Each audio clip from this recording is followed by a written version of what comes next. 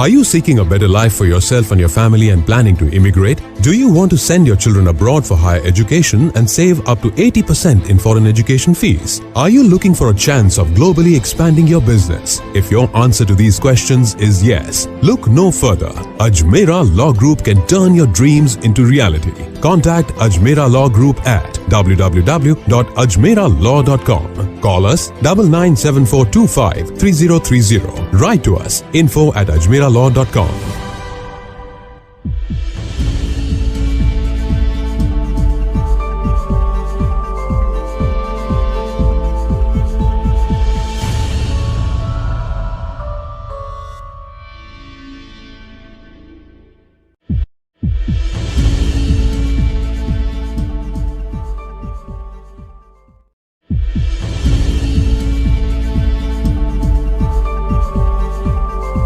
Everybody has different reasons for coming here. Every country is a little bit different, but we work very, very hard to make sure that that is achieved for them and that they're comfortable and that they gain what they want. So a successful investor is successful for us. Welcome to the United States. We're here to assist, to help you get settled in this country, or anything we can do to make sure that their journey and entry and landing in the United States is the best thing that they've ever done in their lives.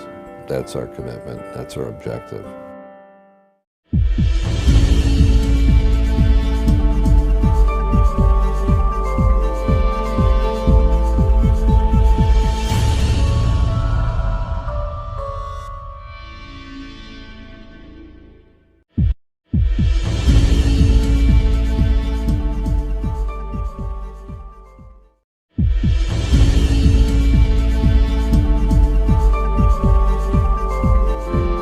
As the daughter of an immigrant, I've always had a really big passion for immigration and helping people be able to immigrate to the United States. It's not an easy thing at all by any means. This is really a partnership. It's an honor to be able to help them not only with their immigration process, but also with some of the tertiary things that they may need as well. We really want to make sure that this is a smooth and prosperous journey for you and your family.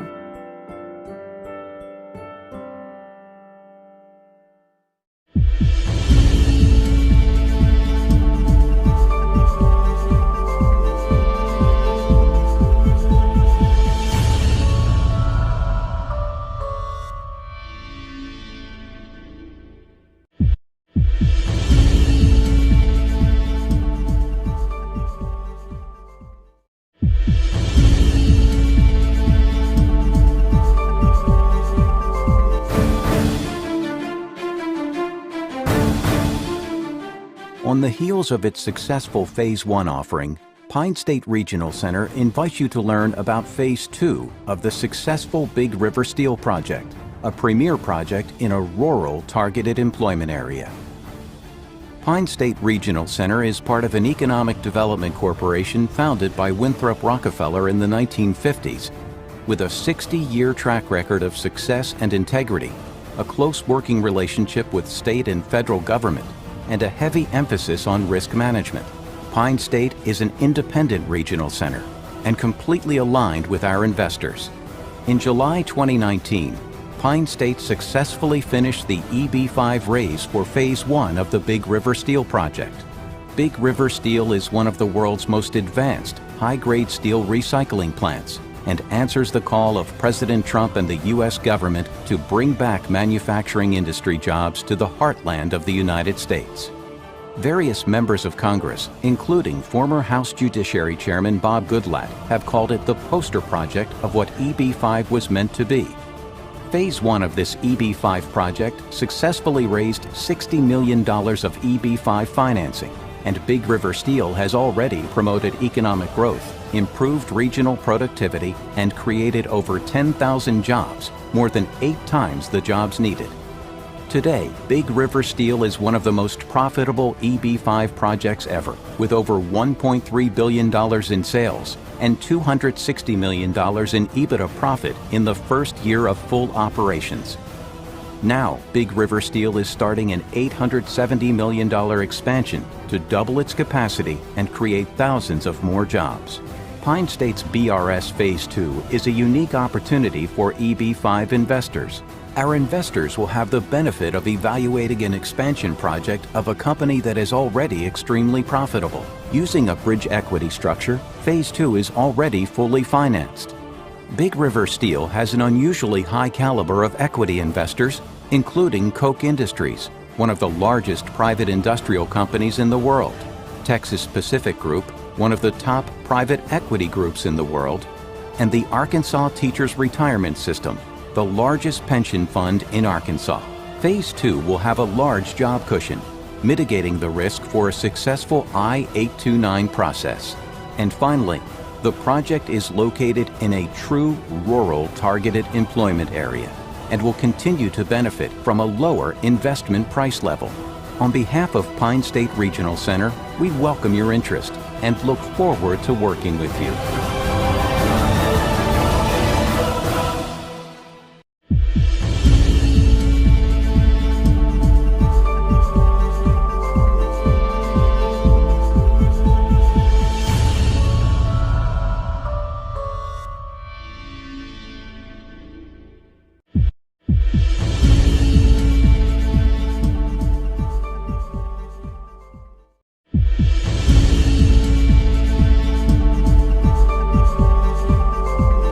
Living in uncertain times. We are currently in the harshest economic period since the Great Depression, with unemployment reaching levels not seen since 1933.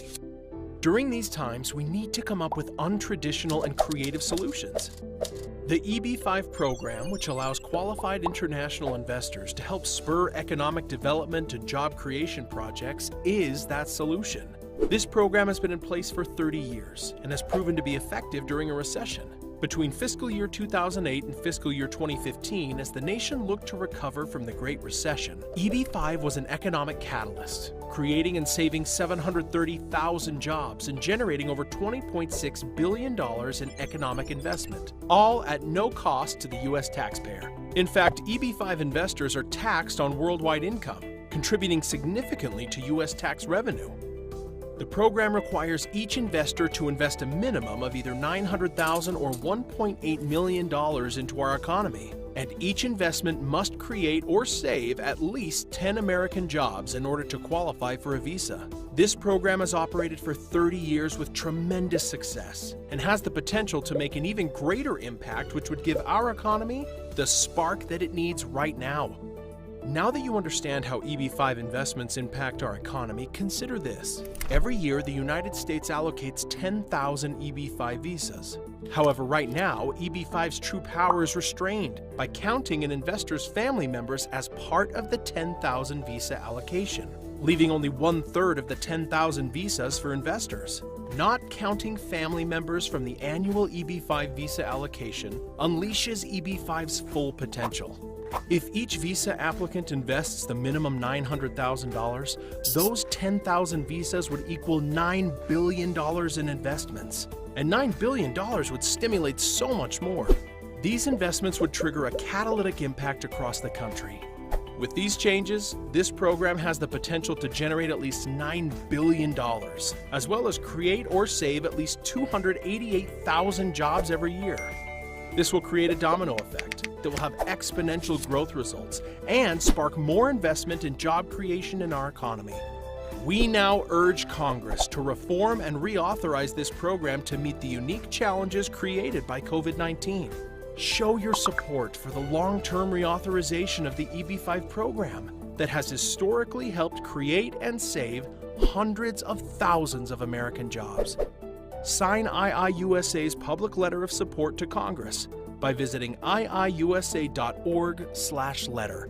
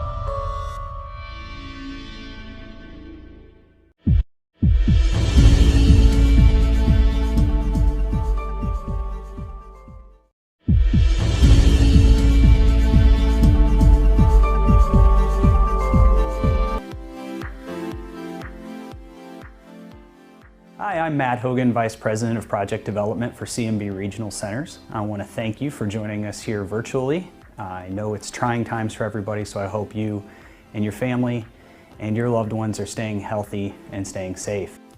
So CMB, as a lot of you might know, is one of the oldest active regional centers in the industry, also one of the largest regional centers in the industry. We've had the pleasure of working with over 5,700 clients from around the world. We're very proud of the success that we've been able to deliver to those clients. Now that's something that we take a lot of pride in, something that we're very celebratory of, because track record is so key in EB5.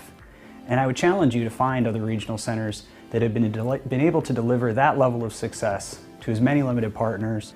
Now CMB is a lot different than a lot of other regional centers in the industry. One of the things that truly sets us apart is the robust team of professionals that we have day in and day out. Now CMB as a company, we've grown. We originally started with our first regional center, CMB Export, back in 1997, and it was based in California, our geographic scope to operate within California. Today we operate 16 regional centers that give us the ability to take on projects in 22 different states, as well as Washington, D.C. Now, why do we have such a big footprint? Why do we work throughout the country? It's simple. CMB, unlike a lot of other regional centers in EB5, we're not a developer. We're actually out there operating more similarly to a lender, or a traditional lender, or a bank. And so we seek out opportunities that we think are a great fit for EB5. So when we look to structure our EB5 investment partnerships, we use all those core values that were instilled in us from our leadership team, and especially Pat Hogan. We have a simple company motto, and that motto is, put our clients first. If our clients have success, we will have success. So focus on their goals first and foremost and above all others. Number one goal of EB5 Investor is to get their green card.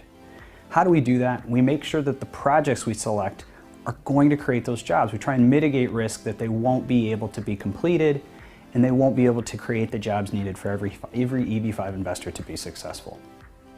Second most important goal of every EB5 investor is the safety of their investment, getting their capital back at the end of the day. And same thing holds true. If we pick quality projects, we work with quality developers, those that have a track record of completing their projects, those that have a track record of honoring their commitments to their borrowers. The likelihood is that we'll see a return of that investment capital at the end of the term of the loan that we provide.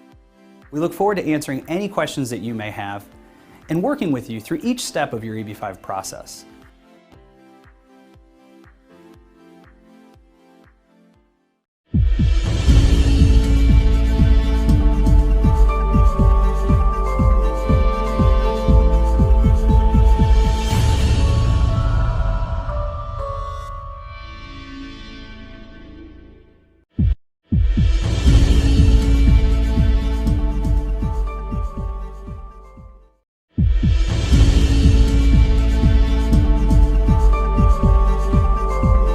Are you seeking a better life for yourself and your family and planning to immigrate? Do you want to send your children abroad for higher education and save up to 80% in foreign education fees? Are you looking for a chance of globally expanding your business? If your answer to these questions is yes, look no further. Ajmera Law Group can turn your dreams into reality. Contact Ajmera Law Group at www.ajmeralaw.com. Call us 9974253030. Write to us info@ajmeralaw.com.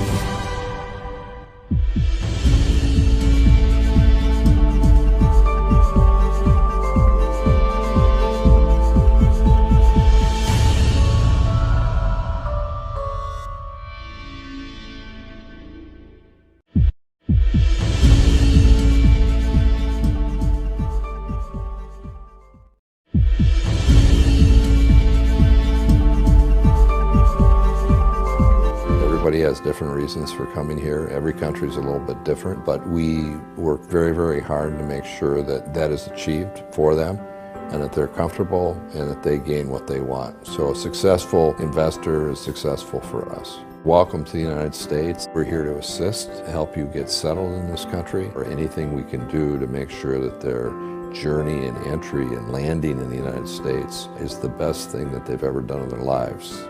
That's our commitment, that's our objective.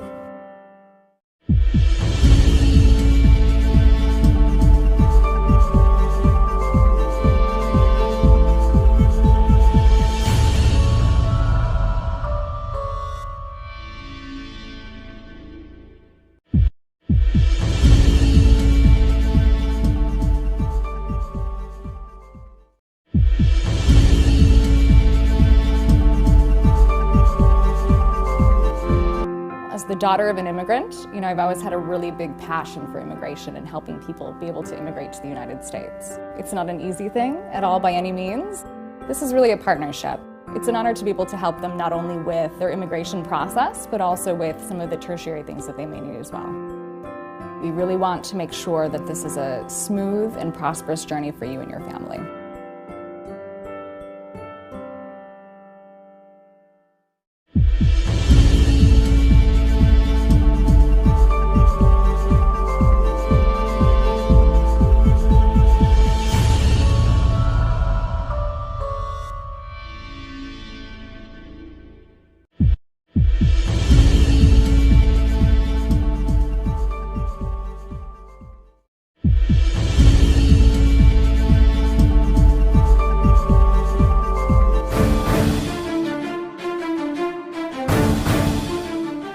On the heels of its successful Phase 1 offering, Pine State Regional Center invites you to learn about Phase 2 of the successful Big River Steel project, a premier project in a rural targeted employment area. Pine State Regional Center is part of an economic development corporation founded by Winthrop Rockefeller in the 1950s, with a 60-year track record of success and integrity, a close working relationship with state and federal government, and a heavy emphasis on risk management. Pine State is an independent regional center and completely aligned with our investors. In July 2019, Pine State successfully finished the EB-5 raise for Phase 1 of the Big River Steel project. Big River Steel is one of the world's most advanced, high-grade steel recycling plants and answers the call of President Trump and the U.S. government to bring back manufacturing industry jobs to the heartland of the United States. Various members of Congress, including former House Judiciary Chairman Bob Goodlatte, have called it the poster project of what EB-5 was meant to be.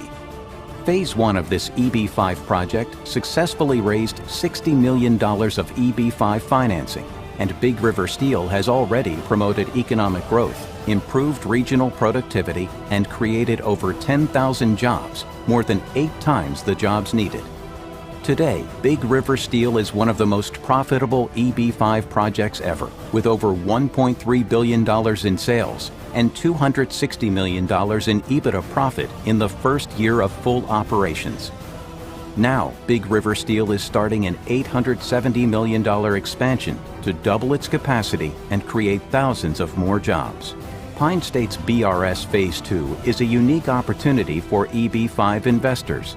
Our investors will have the benefit of evaluating an expansion project of a company that is already extremely profitable. Using a bridge equity structure, Phase 2 is already fully financed.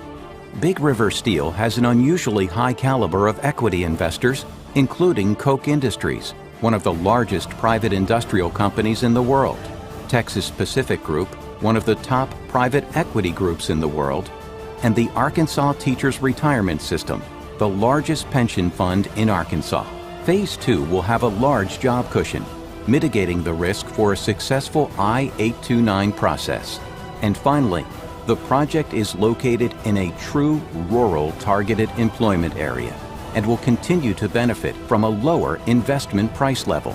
On behalf of Pine State Regional Center, we welcome your interest and look forward to working with you.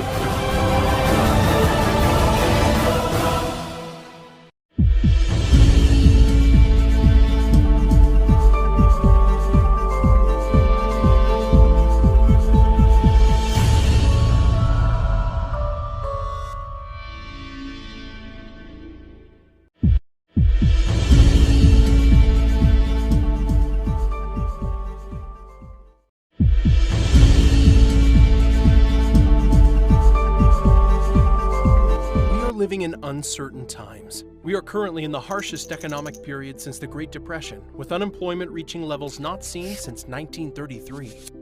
During these times, we need to come up with untraditional and creative solutions.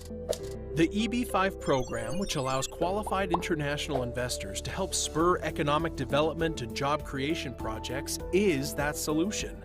This program has been in place for 30 years and has proven to be effective during a recession. Between fiscal year 2008 and fiscal year 2015, as the nation looked to recover from the Great Recession, EB-5 was an economic catalyst, creating and saving 730,000 jobs and generating over $20.6 billion in economic investment, all at no cost to the U.S. taxpayer. In fact, EB-5 investors are taxed on worldwide income, contributing significantly to U.S. tax revenue. The program requires each investor to invest a minimum of either $900,000 or $1.8 million into our economy, and each investment must create or save at least 10 American jobs in order to qualify for a visa. This program has operated for 30 years with tremendous success and has the potential to make an even greater impact, which would give our economy the spark that it needs right now. Now that you understand how EB-5 investments impact our economy, consider this. Every year, the United States allocates 10,000 EB-5 visas. However, right now, EB-5's true power is restrained by counting an investor's family members as part of the 10,000 visa allocation, leaving only 1/3 of the 10,000 visas for investors. Not counting family members from the annual EB-5 visa allocation unleashes EB-5's full potential. If each visa applicant invests the minimum $900,000, those 10,000 visas would equal $9 billion in investments. And $9 billion would stimulate so much more. These investments would trigger a catalytic impact across the country. With these changes, this program has the potential to generate at least $9 billion, as well as create or save at least 288,000 jobs every year. This will create a domino effect that will have exponential growth results and spark more investment in job creation in our economy. We now urge Congress to reform and reauthorize this program to meet the unique challenges created by COVID-19.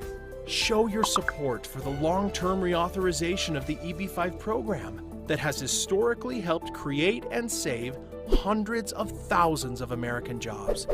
Sign IIUSA's public letter of support to Congress by visiting iiusa.org/letter.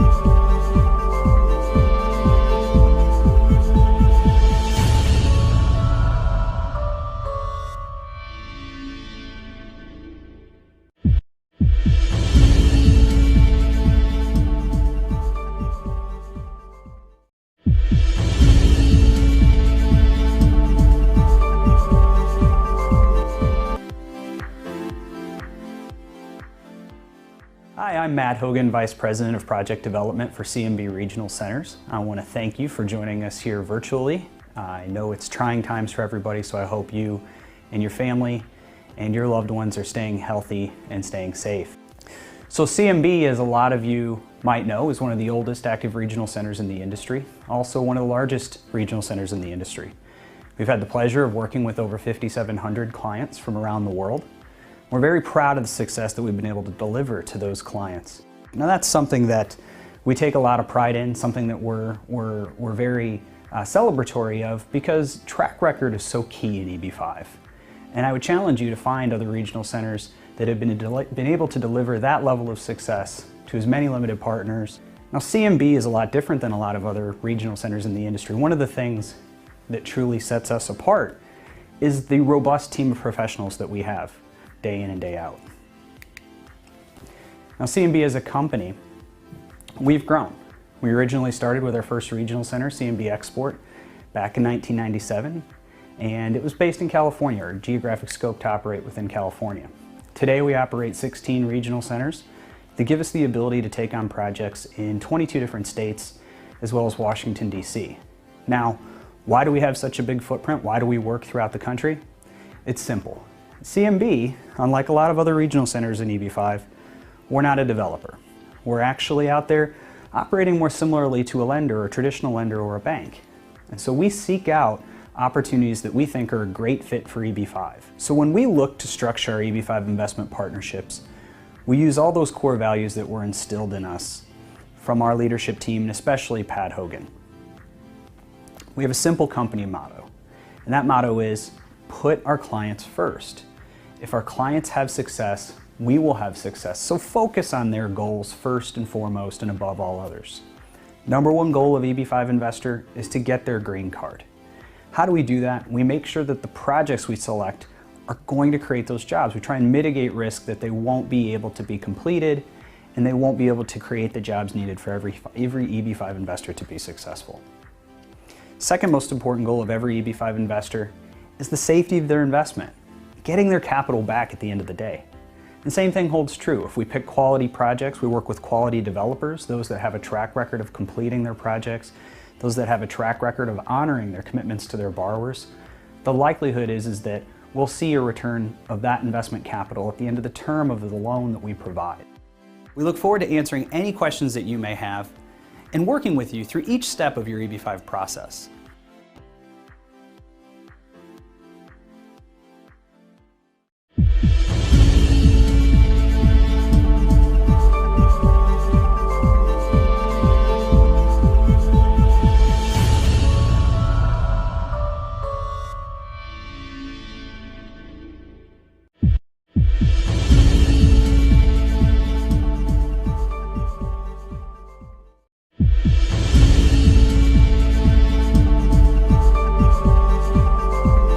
Are you seeking a better life for yourself and your family and planning to immigrate? Do you want to send your children abroad for higher education and save up to 80% in foreign education fees? Are you looking for a chance of globally expanding your business? If your answer to these questions is yes, look no further. Ajmera Law Group can turn your dreams into reality. Contact Ajmera Law Group at www.ajmeralaw.com. Call us 997425 3030. Write to us info@ajmeralaw.com.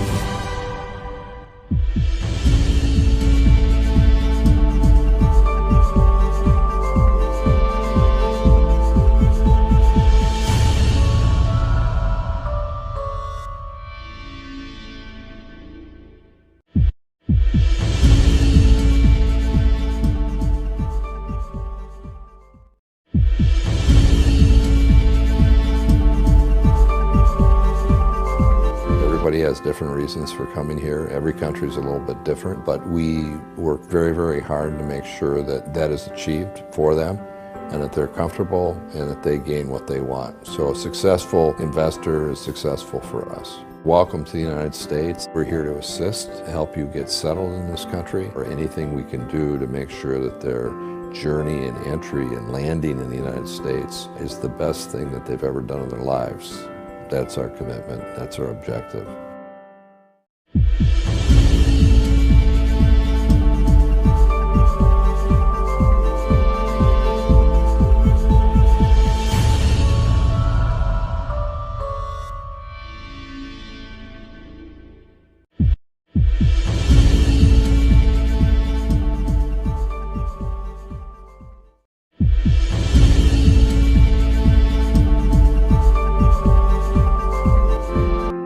the daughter of an immigrant, I've always had a really big passion for immigration and helping people be able to immigrate to the United States. It's not an easy thing at all by any means.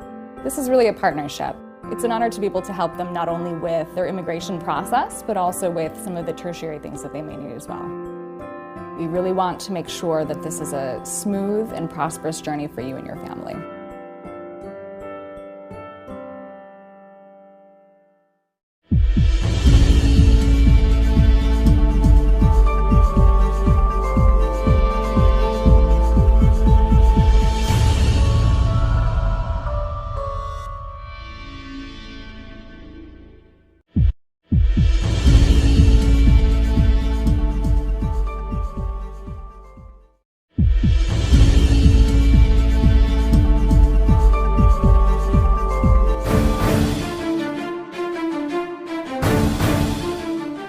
On the heels of its successful Phase 1 offering, Pine State Regional Center invites you to learn about Phase 2 of the successful Big River Steel project, a premier project in a rural targeted employment area.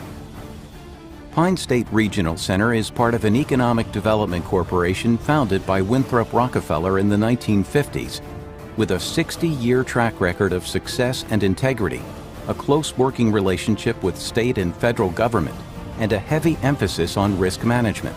Pine State is an independent regional center and completely aligned with our investors. In July 2019, Pine State successfully finished the EB-5 raise for Phase 1 of the Big River Steel project.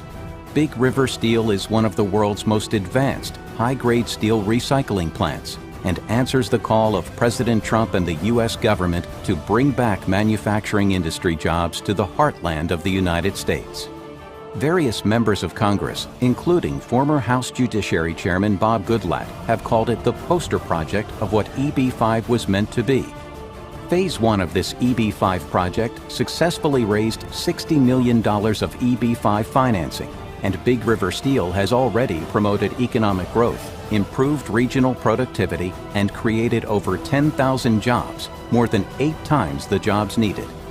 Today, Big River Steel is one of the most profitable EB-5 projects ever, with over $1.3 billion in sales and $260 million in EBITDA profit in the first year of full operations. Now, Big River Steel is starting an $870 million expansion to double its capacity and create thousands of more jobs. Pine State's BRS Phase 2 is a unique opportunity for EB-5 investors. Our investors will have the benefit of evaluating an expansion project of a company that is already extremely profitable. Using a bridge equity structure, Phase 2 is already fully financed. Big River Steel has an unusually high caliber of equity investors, including Koch Industries, one of the largest private industrial companies in the world, Texas Pacific Group, one of the top private equity groups in the world, and the Arkansas Teachers Retirement System, the largest pension fund in Arkansas. Phase 2 will have a large job cushion, mitigating the risk for a successful I-829 process. And finally, the project is located in a true rural targeted employment area and will continue to benefit from a lower investment price level. On behalf of Pine State Regional Center, we welcome your interest and look forward to working with you.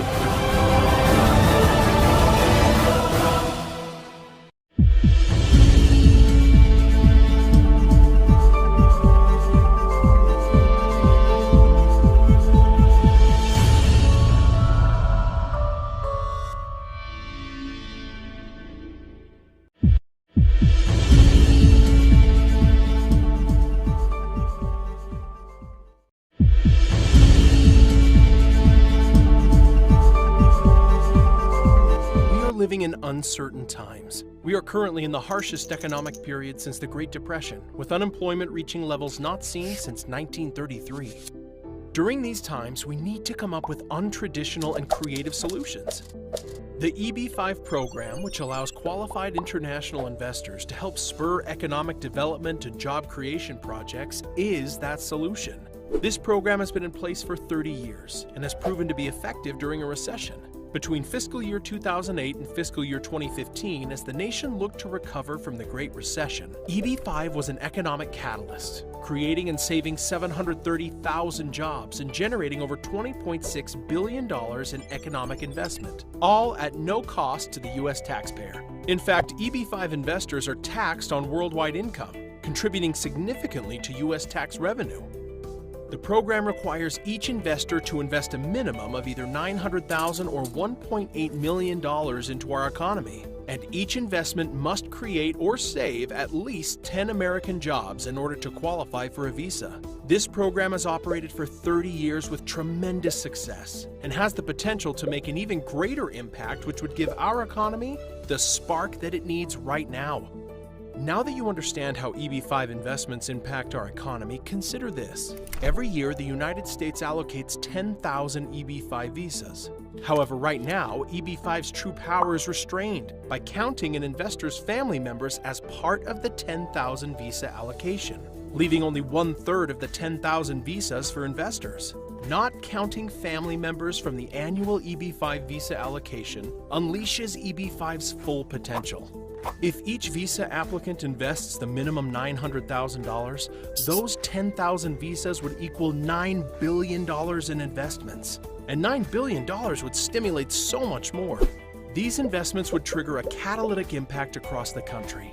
With these changes, this program has the potential to generate at least $9 billion, as well as create or save at least 288,000 jobs every year. This will create a domino effect that will have exponential growth results and spark more investment and job creation in our economy. We now urge Congress to reform and reauthorize this program to meet the unique challenges created by COVID-19.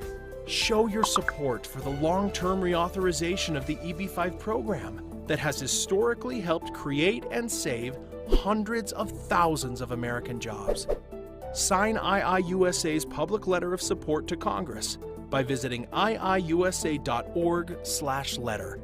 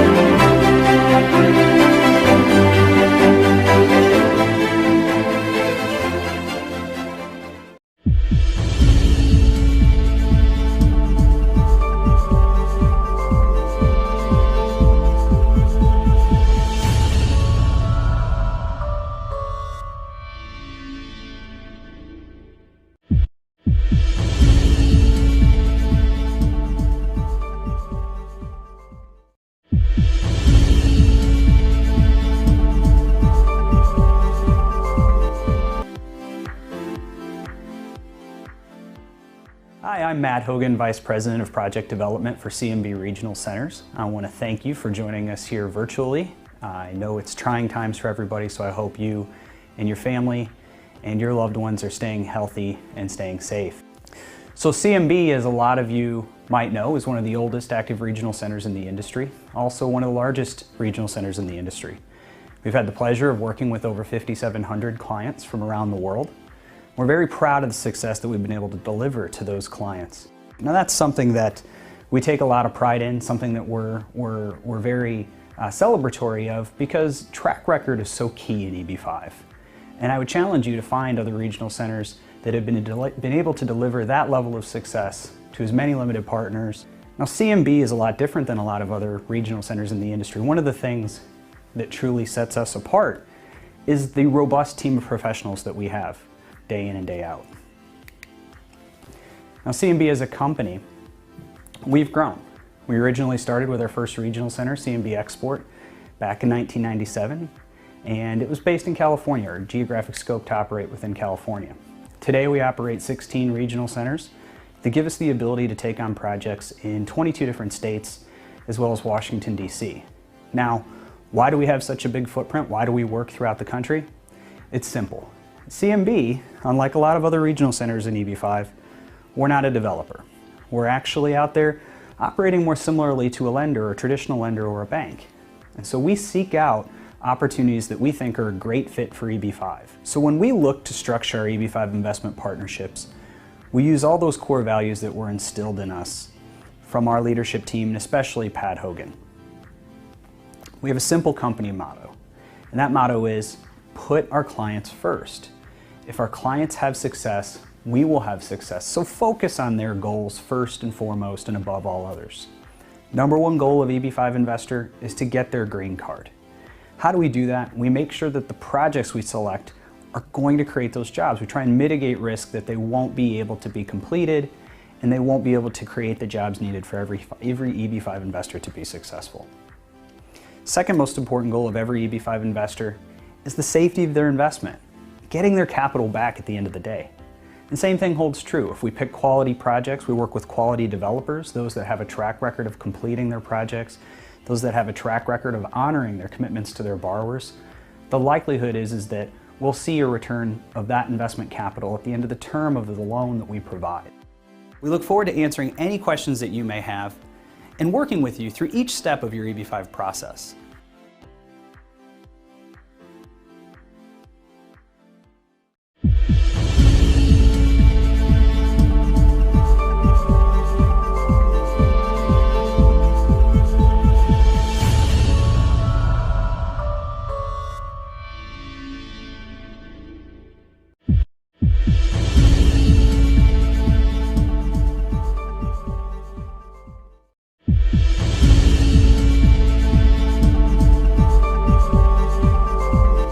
Are you seeking a better life for yourself and your family and planning to immigrate? Do you want to send your children abroad for higher education and save up to 80% in foreign education fees? Are you looking for a chance of globally expanding your business? If your answer to these questions is yes, look no further.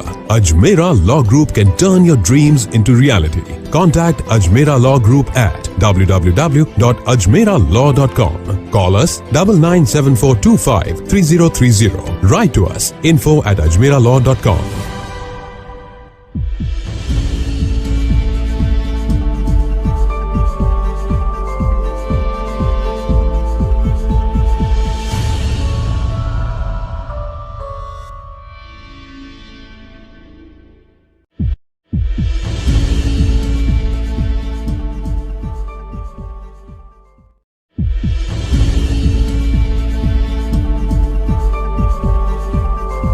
Everybody has different reasons for coming here. Every country is a little bit different, but we work very, very hard to make sure that that is achieved for them and that they're comfortable and that they gain what they want. So a successful investor is successful for us. Welcome to the United States. We're here to assist, to help you get settled in this country, or anything we can do to make sure that their journey and entry and landing in the United States is the best thing that they've ever done in their lives.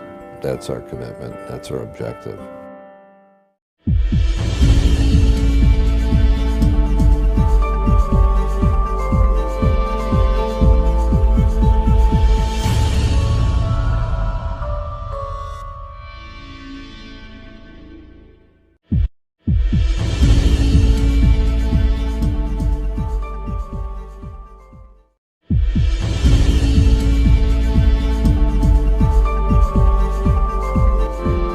As the daughter of an immigrant, I've always had a really big passion for immigration and helping people be able to immigrate to the United States. It's not an easy thing at all by any means. This is really a partnership. It's an honor to be able to help them not only with their immigration process, but also with some of the tertiary things that they may need as well. We really want to make sure that this is a smooth and prosperous journey for you and your family.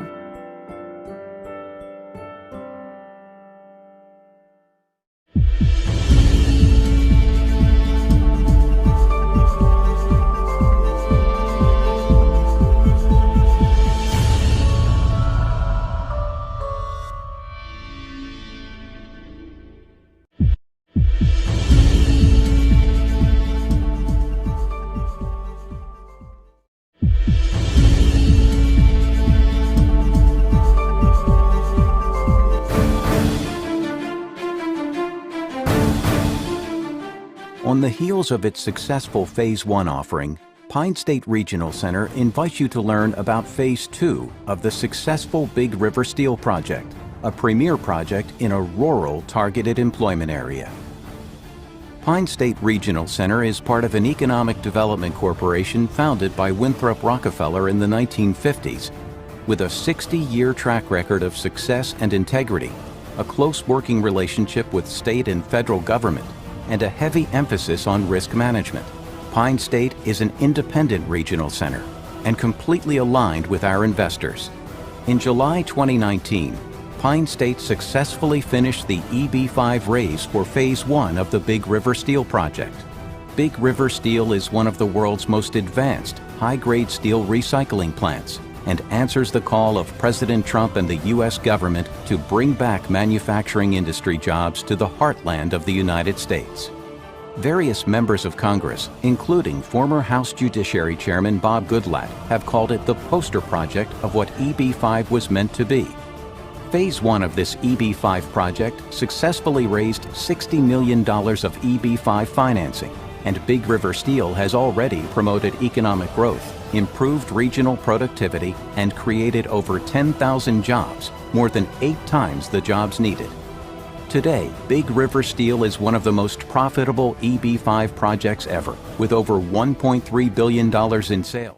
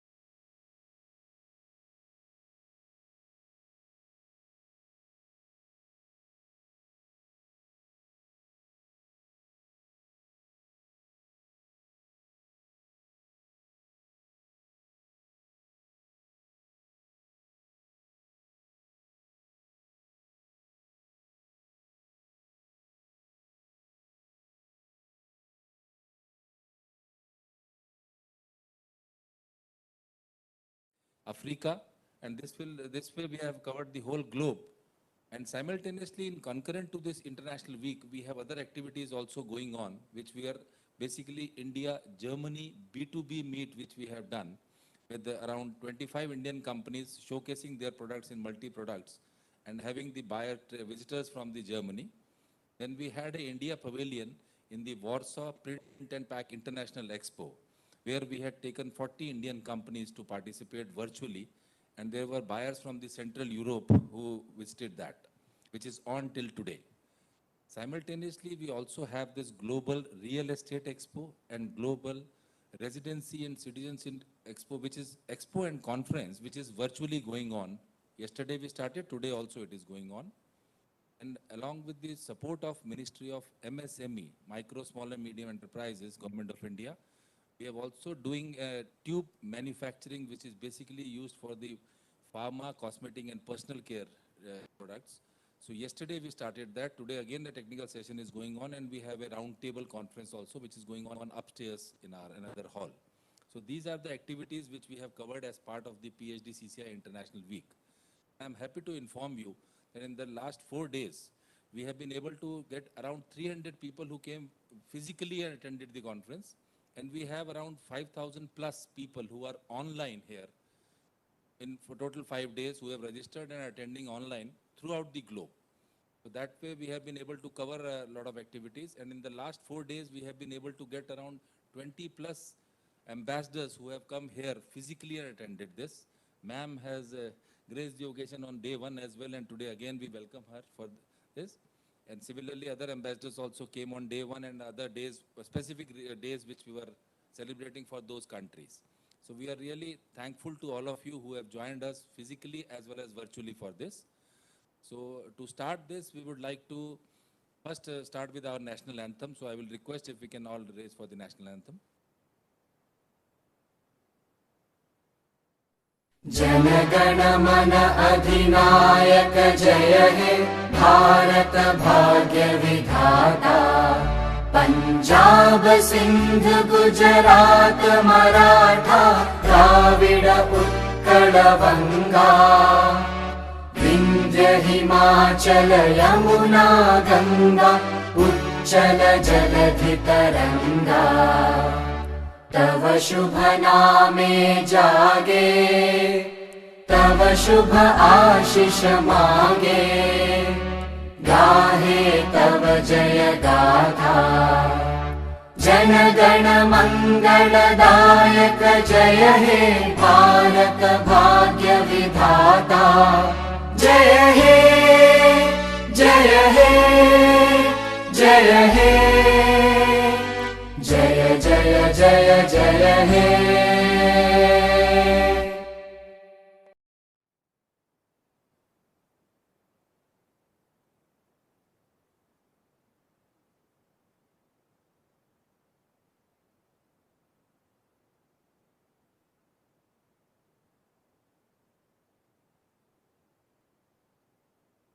Before we start today's plenary session, I'd like to observe silence. Departed Tanzanian President Mr. John Magufuli. His sudden demise has saddened all of us. Great leader. His fight against corruption and to unite the country against the dividing gone a long way. Hope the path laid down by him heard and followed. 2 minutes silence, please.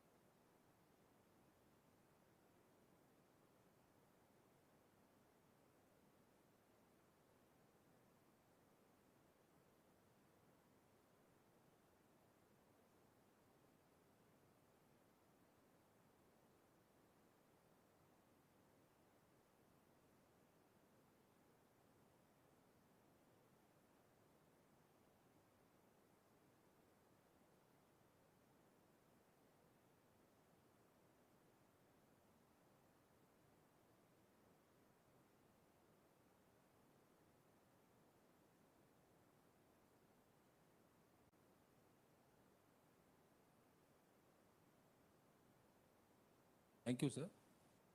I would like to request Sri Sanjay Agarwal, President, PhD Chamber of Commerce and Industry, to welcome our guest, Her Excellency Ms. Judith Kangoma from the High Commission of Zambia with a plant.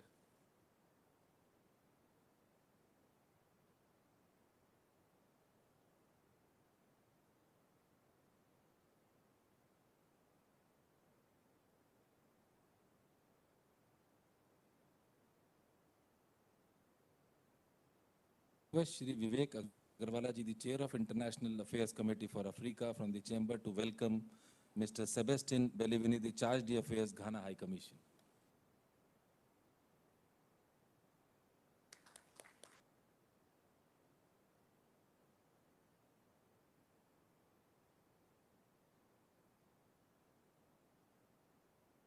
Thank you, sir. To start the session, I would now like to invite Shri Sanjay Agarwal ji, the President, PhD Chamber of Commerce and Industry, to give the presidential address.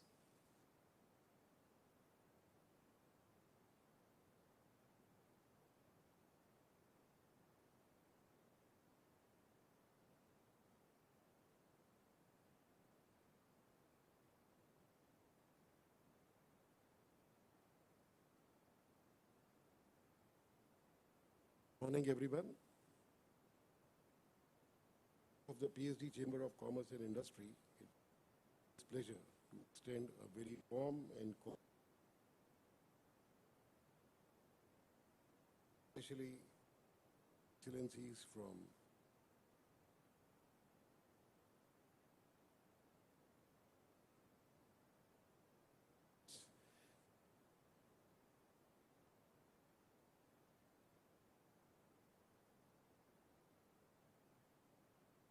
Chair of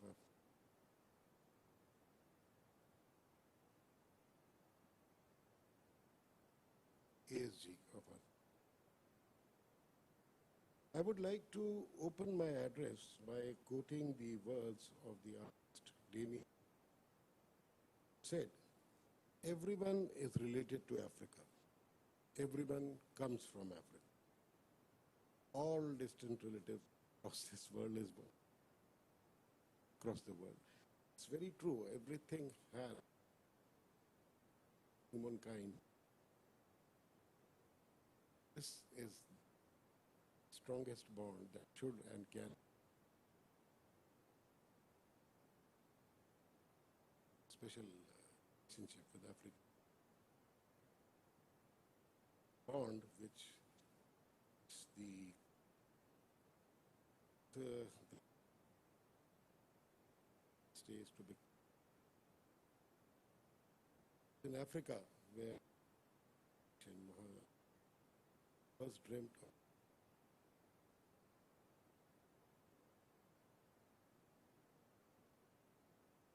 Trade between India and Africa distinguishes goes back thousands of years. Years when India monsoon sailed to the east coast of Africa in search of mangrove poles, elephant tusks, and it's being increasingly realized that Africa is the continent of the future, offering the maximum amount of business, economic and cultural opportunities. India has been taking positive steps to build cooperation, to strengthening the South-South cooperation, as now the emphasis lies on diversifying our trade basket and to transform the direction.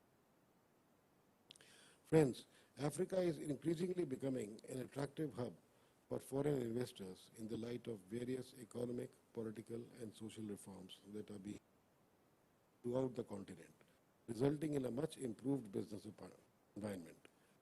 In view of these developments, the Chamber shall be having full focus on enhancement of India-Africa partnership in the coming times as in the past. India and Africa have emerged as strong trading partners with each other. The India-Africa trade partnership has seen phenomenal growth. Our bilateral trade has jumped to a phenomenal $67 billion despite the pandemic. Very impressive number. But still the trade figures still do not seem to be commensurate with the true potential of our partnership and much more. While investment-wise, India has also been a steady partner in the African social economic development. Huge investments have been made by several Indian companies in sectors such as infrastructure, telecom, education, IT, health, agriculture, etc., valuing over $54 billion, making India the fifth largest investor in Africa. The Government of India, through its special mechanisms such as the line of credit, greatly contributed to the socio-economic development of Africa. As emerging economies, India and Africa have a lot in common: rich and diverse natural resources and similar demography, which provides for a synergy for developing economic cooperation between the two. Efforts should be channelized towards identifying and building upon the complementarities between. Friends, it is no doubt that India and Africa are today playing an active role in the global economy.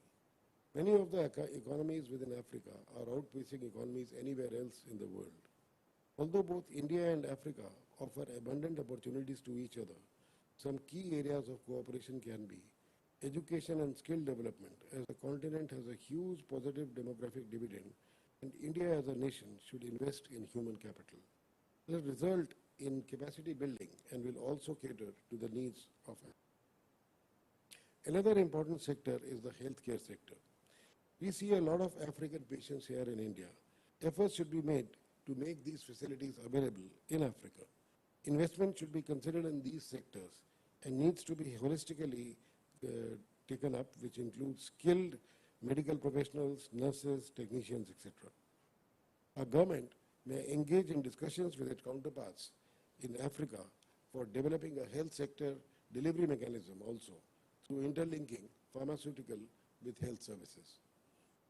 Agriculture and agro-processing is another sector which is quite important, and with both the regions having large arable lands, labor force, and robust primary. Other important areas are automobiles and spare parts, iron and steel, textiles, leather goods, mining, infrastructure development, and many, many more. As India has a strong hold in the service sector, investments in sectors like IT, telecom, financial services, education, etc., will serve the African nations well.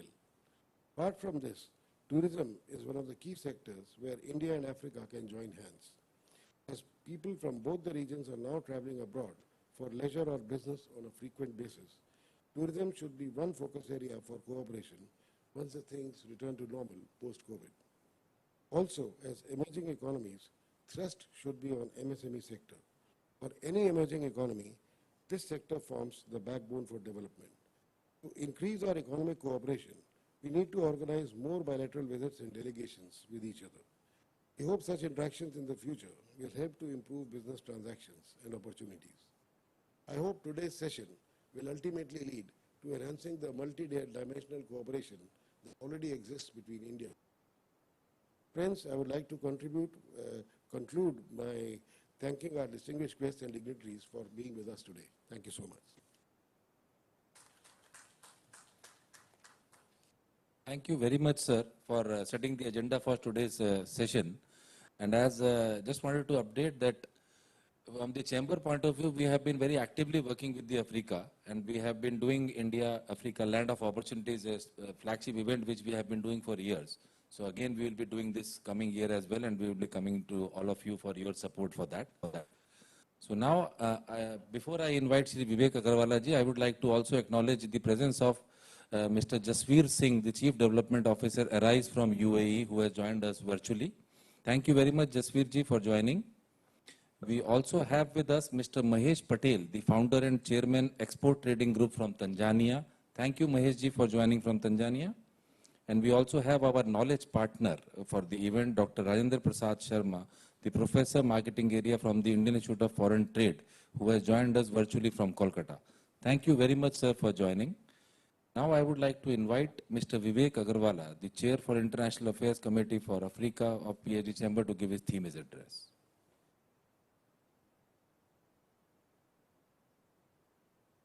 Thank you, Naveen ji.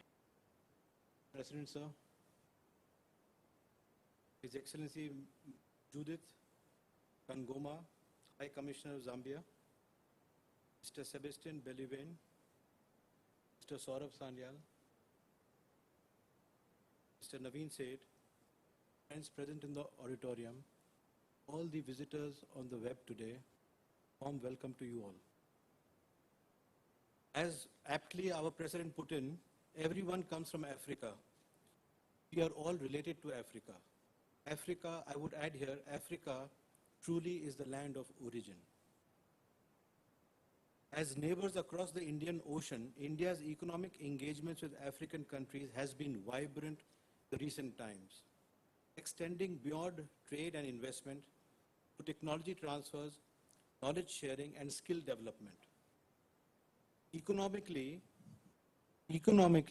the African continent is marching ahead with several of its countries posting high growth rates.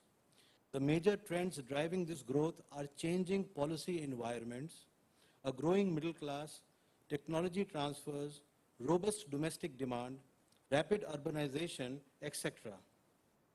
It is being increasingly realized that Africa is a continent of the future, offering maximum amount of opportunities in the current decade.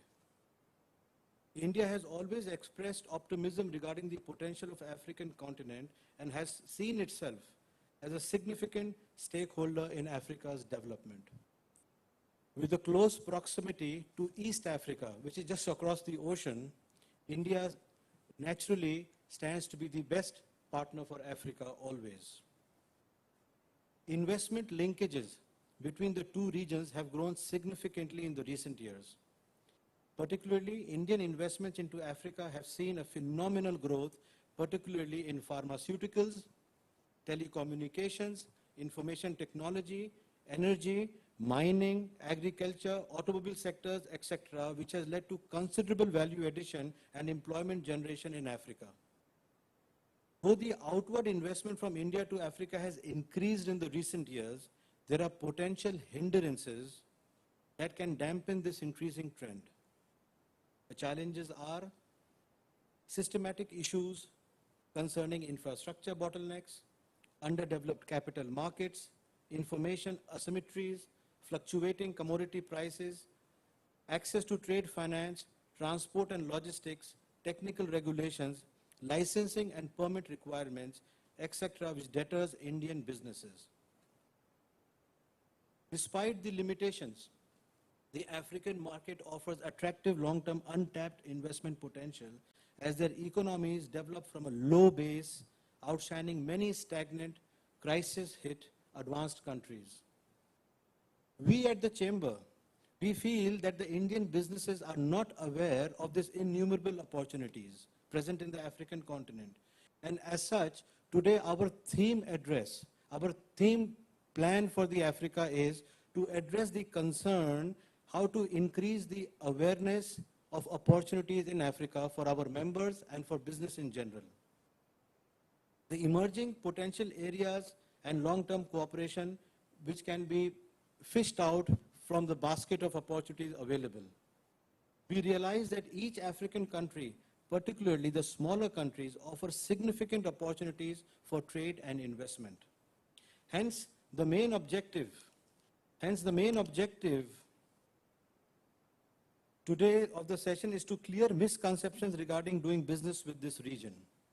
Looking at different potential sectors of economic cooperation between India and Africa, I feel that although energy, mining of minerals, agri-businesses, healthcare and pharmaceutical, tourism, etc. are key drivers of the Indian engagement in Africa, there is also a need to look at other avenues for value additions, such as setting up of manufacturing bases in Africa. This is very important. Joint ventures, setting up manufacturing bases with local African companies is ideal for the region's economic and social development. Investing in infrastructure is critical to Africa's growth. India and Africa should now focus on value-added products for trade. Africa would also like to diversify its export instead of depending solely on mineral and primary products, precious metals and other commodities. India and Africa should recognize the importance of people-to-people and institution-to-institution contact through investment in professional services such as education and skill development. Healthcare education, skill development, and healthcare. Particularly as both India and Africa are young societies and have a presence of a large population of well-educated and English-speaking workers. Africa can benefit tremendously from India's burgeoning information and technology, education, skill development sectors. India can help Africa by sharing its expertise, skills, and training personnel under the aegis of the new Partnership for Africa's Development (NEPAD) program. And India has a technical economic cooperation, Indian Technical Economic Cooperation ITEC program, and online education are useful mediums through which ICT skills transfer can take place. I would like to also point out that India has developed sufficient expertise in setting up small and medium enterprises. And this is one key area in which Africa could particularly benefit from cooperation with India. PhD Chamber of Commerce has been continuously advocating for the Indian small and medium enterprises to invest in Africa. It is essential that feasibility studies and market surveys are made available. Also, it is crucial to acquire adequate information from African countries about specific projects available and suitable areas for setting up facilities that incentivize and can be availed of and what they need from the investors. Both India and Africa should identify products which can be sourced from each other based on comparative cost advantage on account of resource endowments and technological capabilities, and should draw more on each other's experience, technology, and expertise. I would like to put forward these points for consideration of our guests present today. I am sure that today's session would prove useful to know about the various business opportunities in Africa and the substantial potential for bilateral economic cooperation between India and Africa, as well as to discuss about the practical aspects of doing business in Africa. And this forum would specially facilitate and further and to strengthen the Indo-African relations.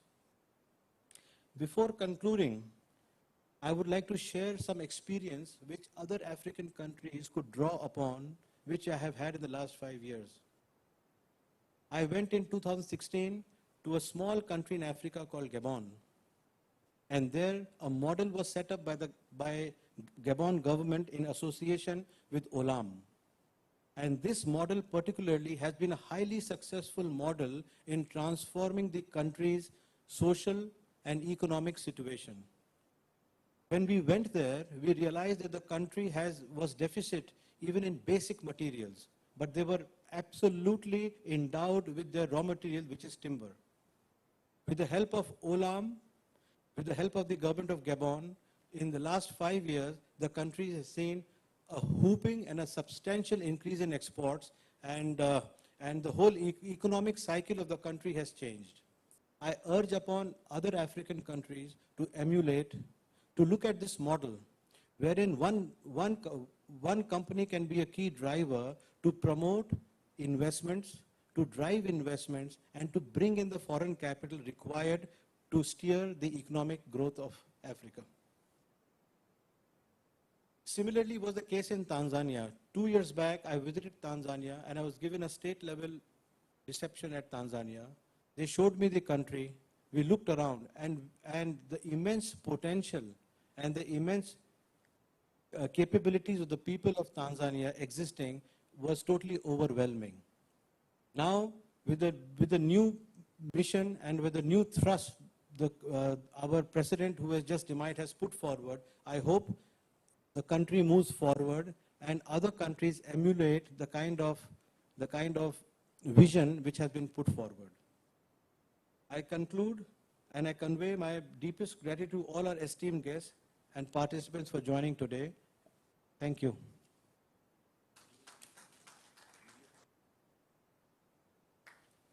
I would like to showcase a small video of the work done in Gabon and how the industries have come up in Gabon, which can be a role model for other countries to follow and to expand the industrialization of Africa. Thank you.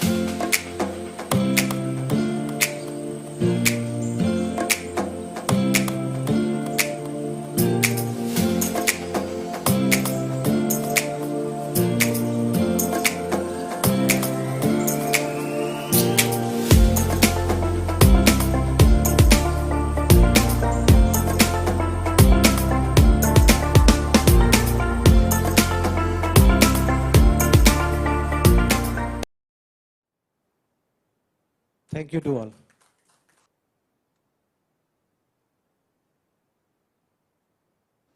Thank you very much, sir, for sharing your experiences. I am sure that a lot of participants must have seen that there is a huge potential available, which we need to explore. So now I would like to invite Mr. Jasveer Singh, the Chief Development Officer, Arise from UAE, to share his industry perspective with us. Mr. Jasveer, can you hear me? Thank you. Am I audible? Yes, sir. Okay, thank you. And good morning, distinguished panelists. And very good morning, good afternoon, and good evening to all our viewers who will be watching from different parts of the world. And firstly, I would like to congratulate PhD Chamber of Commerce and Industry for this International Week. And thank you for having a dedicated Africa Day. This is very important. Then talking about the Africa focus is very important, and Sanjay ji in his inaugural address has put it in many words. And definitely we cannot ignore a continent with a population of 1.25 billion.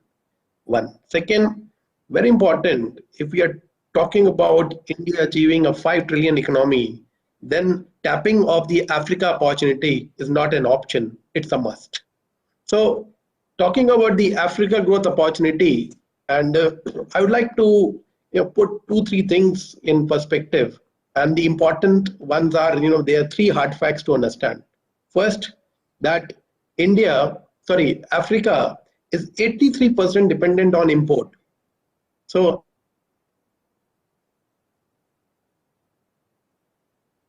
versus EU trade, which is 70%, means inter-EU trade is 70%.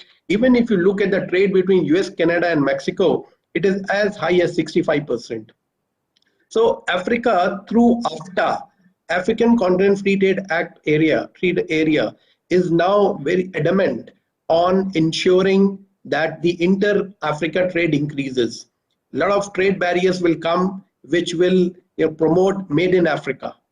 So one thing very clear is African countries are now very serious about shifting the manufacturing to Africa and giving priority by rolling out different incentives. One part. Second, Africa has a youth base of about 200 million.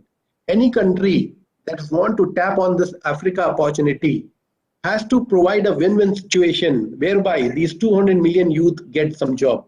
So therefore, we need to work in a different fashion. We have been definitely talking about, Africa growth opportunity. There have been different ways and means we have been doing it, but now it has to be a win-win situation and the model has to change. We have to talk about, how we can promote certain level of manufacturing within India and another part of the manufacturing in Africa. And Vivek ji very rightly gave an example of one of his factory which is there.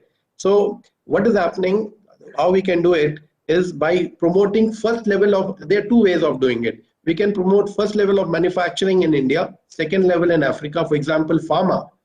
Indian, bulk drug pharmaceutical companies, we are good at making APIs. This pharma companies can export to Africa, where the second level of manufacturing in terms of formulation happens. Case 1. Case 2, the other way. First level of manufacturing can happen in Africa, generating jobs there. For example, Gabon, where the wood is processed there, first level of processing veneer is made, and then is sent to India. Because India does not have forest base. It is totally dependent on import for the making of plywood, the face veneer. So first level happening in Gabon, second level companies are processing, using that to make plywood. So this way, it's a win-win situation. Job is generated both in India as well as in Africa. So we need to look at 2 ways of it. Then third part, we need to look at the remittance which is coming from abroad, because remittance also push the Indian economy. So if Indian entrepreneurs are going outside, they're going to generate jobs both for the locals as well as for the Indians. Not to forget that in 2018, close to about $80 billion of remittance was received by India, which is a huge push to the Indian economy. So how should it be done? Like Vivek ji rightly from his experience mentioned about Gabon and Tanzania. So here comes Arise into picture. I belong to Arise. Arise is basically an Africa player. All our projects are in Africa. We are developing large-scale industrial zones, special economic zones in Gabon, Togo, Benin, Ivory Coast, Chad, and all these countries where government is a partner.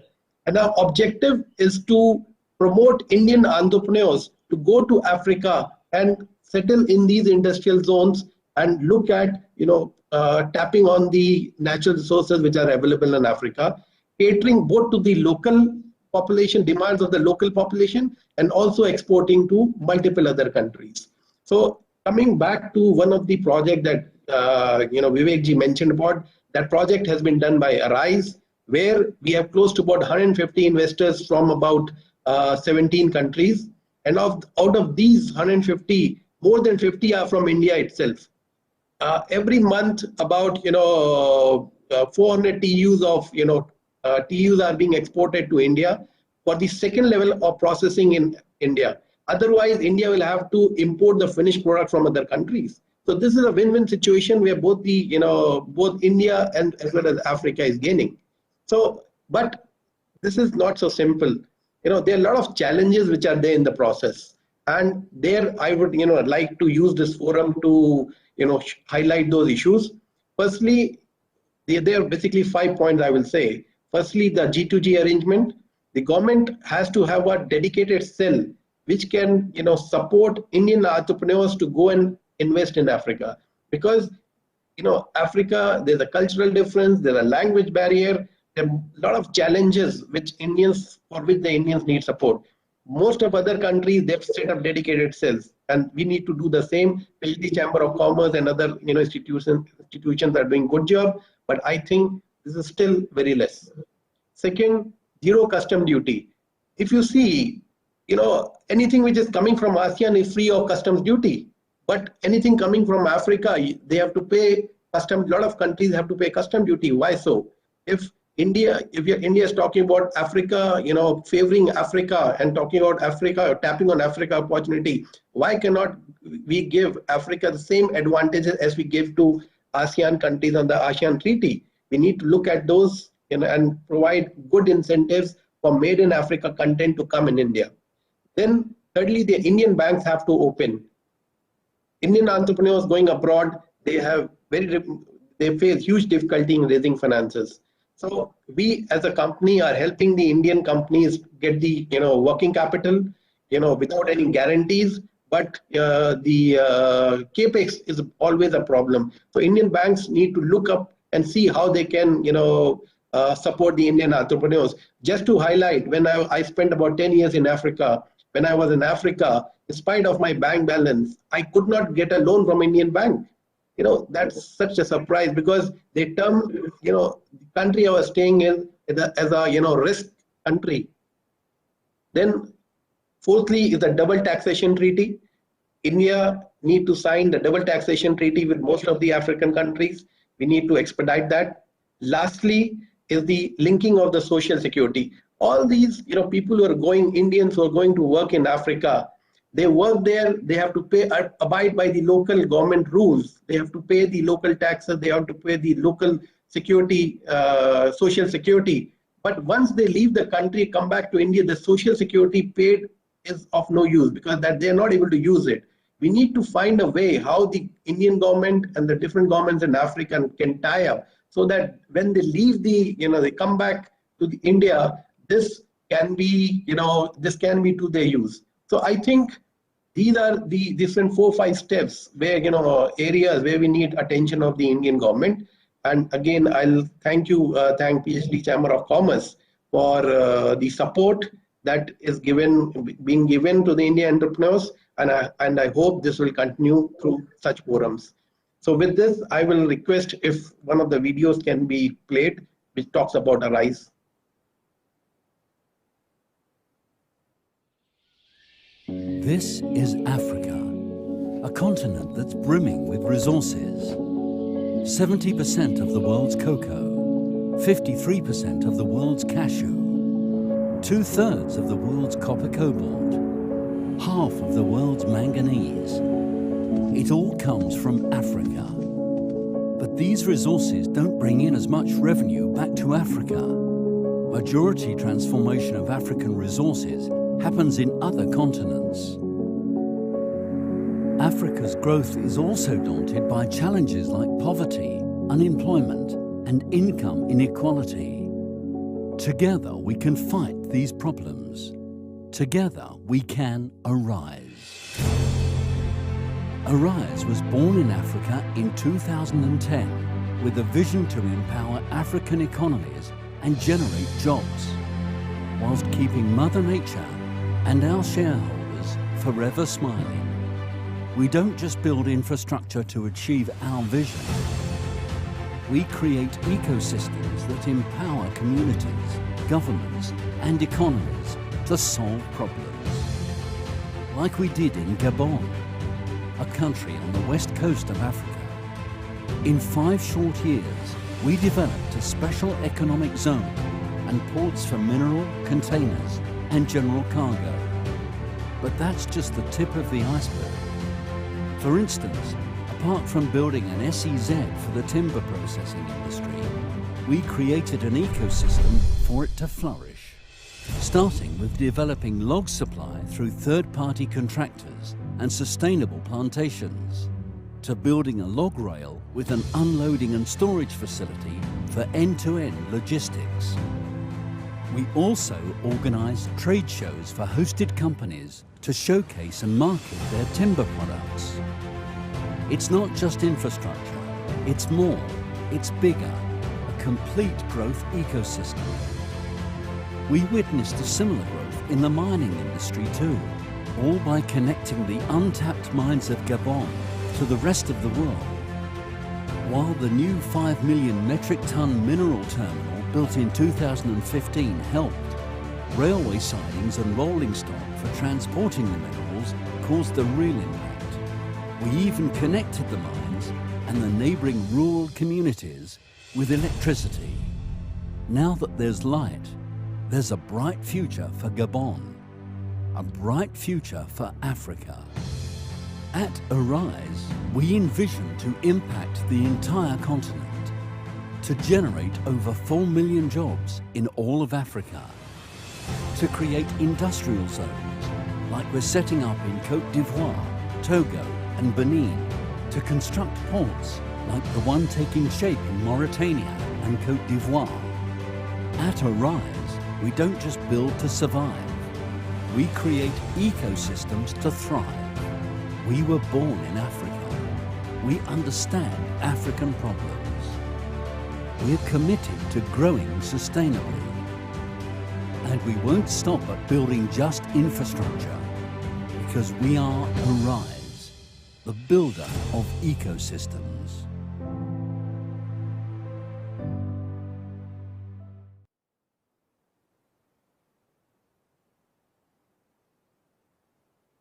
Thank you very much, Jasveerji, for the presentation, and the video was really good. And we appreciate the support we have been getting from you. And we look forward to work very closely with you in the coming time as well, sir. Thank you very much. Now I would like to invite Shri Saurabh Sanyal, Secretary General, PhD Chamber of Commerce and Industry, for his presentation on India-Africa trade opportunities.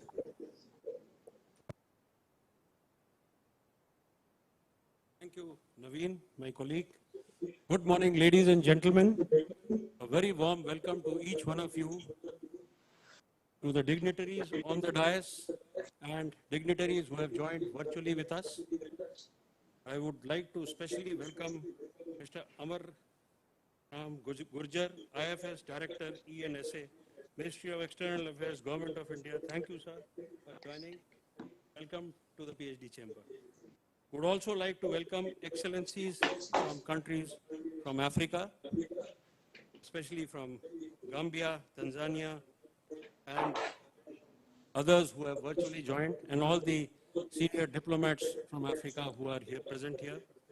Would also like to welcome our President, Mr. Sanjay Agarwal, who has also worked in Africa, who's a manufacturer of cables, and you will be shortly seeing in my presentation how the state-of-the-art cables were used in Africa, in remote areas. Similarly, I would also like to welcome Mr. Vivek Agarwala, chair for the International Affairs Committee for Africa, who has been extensively working in Africa for the last 5 years, as was pointed out by him. I would like to welcome Mr. Jasveer Singh, Chief Development Officer, Arise. We saw your excellent presentation. And Mr. Mahesh Patel, Founder and Chairman, Expert Trading Group, Tanzania.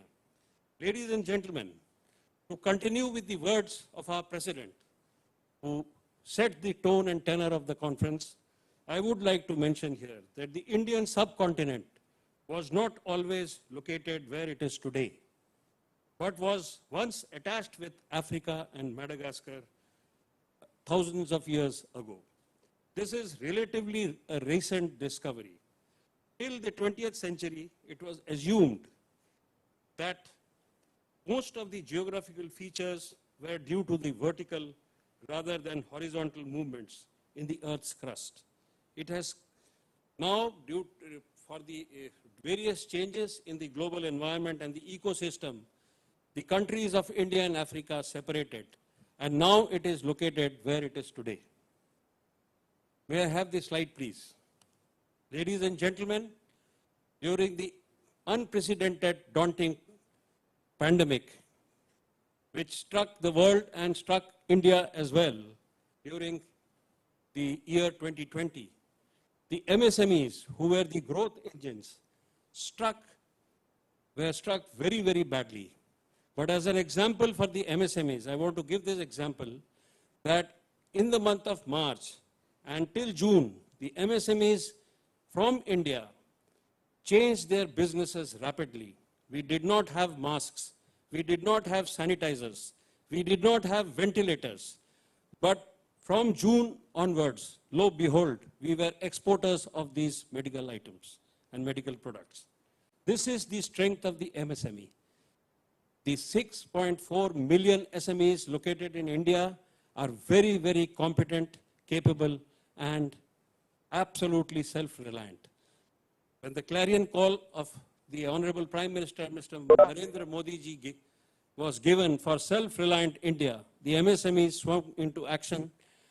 And here I make a point, as the previous speakers have made, that the MSMEs have to go to Africa because Africa is the land of opportunities.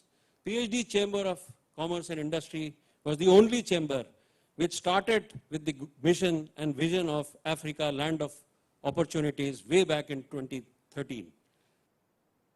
So I have made a small presentation. I would like viewers to watch this, that India's rapport with Africa is highly distinguished and unique. From many years down the line, Indian businessmen have settled in Africa and have been doing enormous business, good business, and connecting India to Africa. Apart from sharing 1/3 of the world population, both the nations enjoy the favorable phase of the demographic dividend and rising per capita income. India has a population of 1.3 billion, whereas Africa continent has got a population of 1.25 billion. India is Africa's second largest trading partner, with the trade of USD 69 billion. These are the figures of 2019. India majorly imports commodities and exports manufactured products. Next, please. On the investment front, India is the 5th largest investor in Africa, with total Indian FDI outflow to Africa at USD 54 billion in the last 10 years. This includes the $8 billion of grant in aid on the line of credit announced by the Honorable then Prime Minister Dr. Manmohan Singh, and thereafter the Honorable Prime Minister Shri Narendra Modi in 2015 in the India-Africa Forum Summit 3 for $10 billion. Indian commitment towards a line of credit worth 10 billion, which was granted in 2015 for development projects in Africa over a 5-year period, has expanded the relations further. And for your information, the expenditure on this grant in aid and loan has only been $6.5 billion, and the 5-year period is over. So we assert to our SMEs of the country that please come forward and utilize this fund, because this is a golden opportunity for you to expand to Africa, to build Africa the land of opportunities. The business climate has been growing in Africa. More than 600 Indian companies have invested in Africa, but the top 11 companies account for about 53% of the total Indian investment which is flowing to Africa. The next slide gives you India-Africa trade at a glance. You can see the Indian exports to Africa from 29 to 2019, how it has grown from 13 billion to about 30 billion. And the India's imports from Africa from 21 billion to 39 billion in 2019. India-Africa trade at a glance, now on a graphical mode, is also flashed on the view foil. Here again, it can be seen that initially the Indian exports grew to Africa, and thereafter Africa became self-reliant. They started manufacturing their own goods because of the skill development, the training, and the collaboration and collusion with the Indian partners. They have become slowly self-reliant, and that's how the exports have reduced, and now the imports from India have commenced. Next slide, please. This gives a very good outline of the regional export and import potential which India's export is being done in Africa. You can see the Northern Africa, Southern Africa, Eastern Africa, Central Africa, and Western Africa.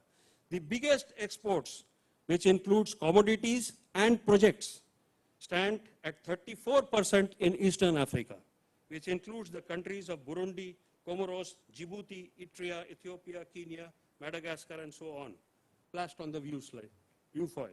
And the next best place to go and execute these are the Western African region, which includes Benin, Burkina Faso, Cape Verde, Cote d'Ivoire, Gambia, Ghana, Guinea, Guinea-Bissau, Liberia, Mali, etc., as shown in the view foil. Thereafter comes the Northern Africa with a 20% export, which is happening today, and then Southern Africa, which is more or less self-reliant, with 18% of Indian exports. On the view foil, you see at a glance the graph which is indicating the India-Africa's trade with the world at a glance. Again, it is a point to ponder that Africa initially was dependent globally on imports, and later on, slowly from 2015 onwards, it became self-reliant. And this is the cause that Indian businesses have brought in Africa.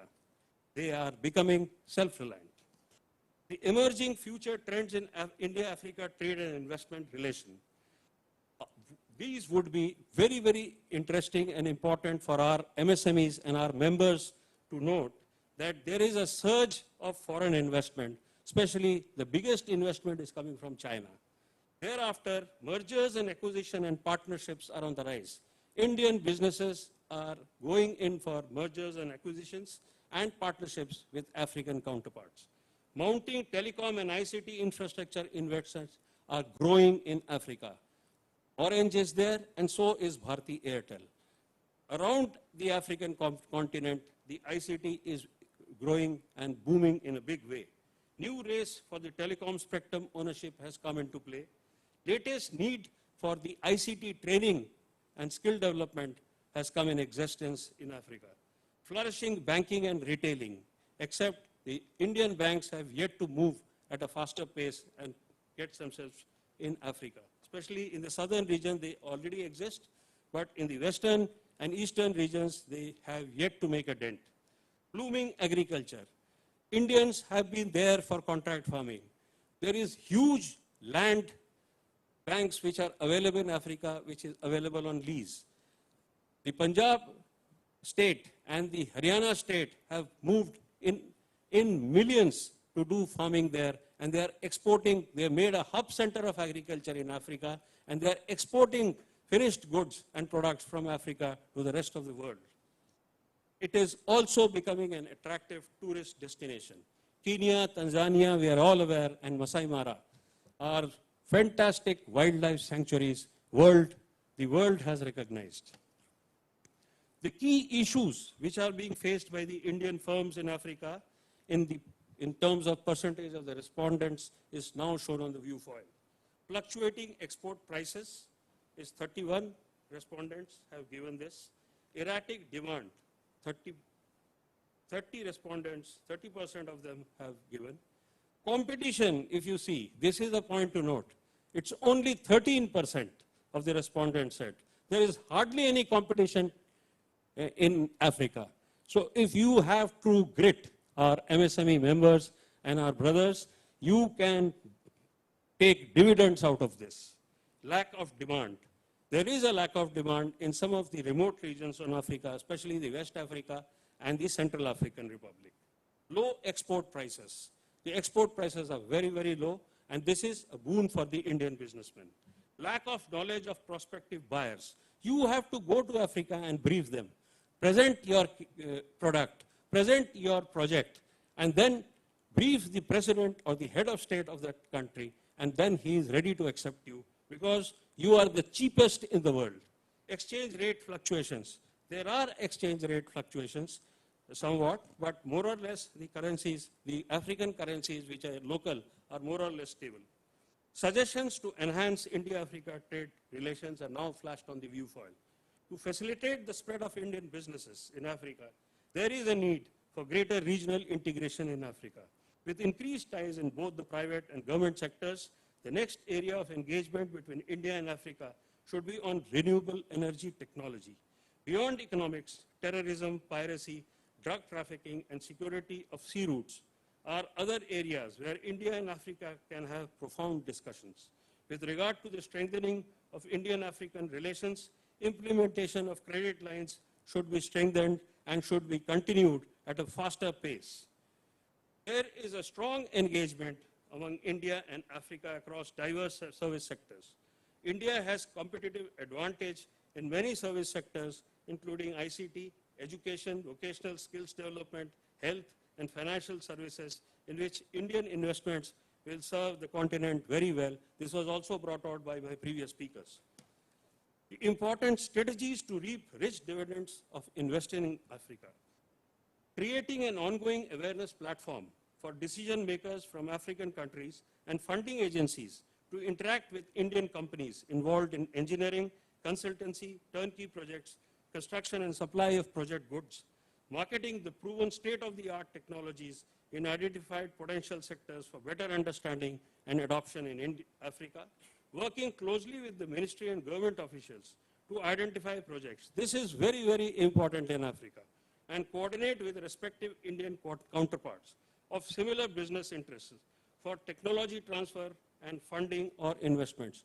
Most of the old and long-standing Indian businesses which are existing in Africa, especially in the western region, in the eastern region, are council generals in cities. So they give you, all SMEs, a very good platform to initially come, invest, and start their businesses. Explore non-conventional channels for promoting investment and technology transfer with African countries. Develop a multi-pronged strategy to further improve linkages between the two countries. For maximum utilization of the lines of credit by the Exim Bank for approved projects, we must utilize these projects and announce them for Africa. Important strategies to reap the rich dividends of investing in Africa is, again now flashed on the viewfoil, provide soft landing for Indian industry looking to invest and create a sustainable partnership with the African countries, facilitate interaction and focused individual business discussion on possibilities for Indian participation in specific African projects. Formulate a strategy for facilitating a quantum jump in Indian participation in projects in African countries with suggestions on appropriate co-financing schemes, lines of credit, etc. The African Development Bank and the World Bank are also funding projects directly independent of the line of credit from India. Enable Indian project exporters to enter niche markets and create a brand image in appropriate, affordable, and adoptable technologies from India. Facilitate and catalyze large-scale participation of Indian project exports and from the MSME segment in project opportunity in the private sector. CEO's interaction with key policy decision makers. This is a very important point. during 2018, the Honorable Prime Minister led 100 CEOs delegation to Rwanda and Uganda. PhD Chamber also fielded a delegation consisting of 12 players, where Mr. Vivek Agarwala was part of the delegation. Tremendous opportunities existed in Rwanda, and I'm sure benefits went to all the 12 participants who participated in that delegation. Conferences, exhibition, networking lunches and dinners, eyeing a broad array of industries in Africa. Now I would like to present you certain projects which were executed by a company, and it was purely make in India, and it was an MSME company those days. Today it has grown from an MSME to a larger company. The projects are flashed on the view file. This is the place where the HFO-based power plants were created. 5 megawatts micro power plants were created. And incidentally, I was present there. We were executing these projects. So just to give you a flavor of the projects which we executed there as part of a corporate group, is flashed on the next slide, please. And these are the cables which I was talking about, used from Paramount cables. We exported Paramount cables, and incidentally, our president is sitting here, who has been a contributor in Africa. So we did state-of-the-art rural electrification in remote corners in West Africa. Next, you can see the transformers, how it is mounted. It is a unique technique of mounting transformers so that it doesn't come. It is not followed in India, but it is followed in Africa. They are very, very conscious about safety, security, and maintenance. Next, please. These are the lines, the overhead lines. This is how another transformer was mounted in one of the villages. That is how the projects have been implemented. And the unique process of doing business in Africa, ladies and gentlemen and members, I would like to tell you, you are traveling thousands of miles away from your country. It is very difficult to imagine what is the store requirement. So when you make the manifest of equipment, it is better to have skid-mounted platforms. It is like a mechano set. You take there, unload it, ship it, unload it, and join it. That is the best way to implement projects, which we have done. With this, I end my presentation. Thank you, ladies and gentlemen. Jai Hind. Thank you very much, SG sir, and we could see the passion you have for Africa, the kind of work you have done previously there, and we are sure that we will be able to do a lot of activities. Just to apprise the August gathering here, that since the pandemic struck, we also started doing a lot of B2B activities, and we have done a lot of B2B with Kenya, with East Africa, with West Africa as well. And in fact, just for the information of Mr. Gurjar, at that time the Secretary ER was the High Commission in Kenya. So we had done the first B2B with him at that time, and then he came here and we had another session with him this. So thank you very much, sir, for the presentation. Now I would like to invite Dr. Rajendra Prasad Sharma, the Professor Marketing Area, Indian Institute of Foreign Trade, to make his presentation. He is here available with us virtually. Dr. Sharma, please.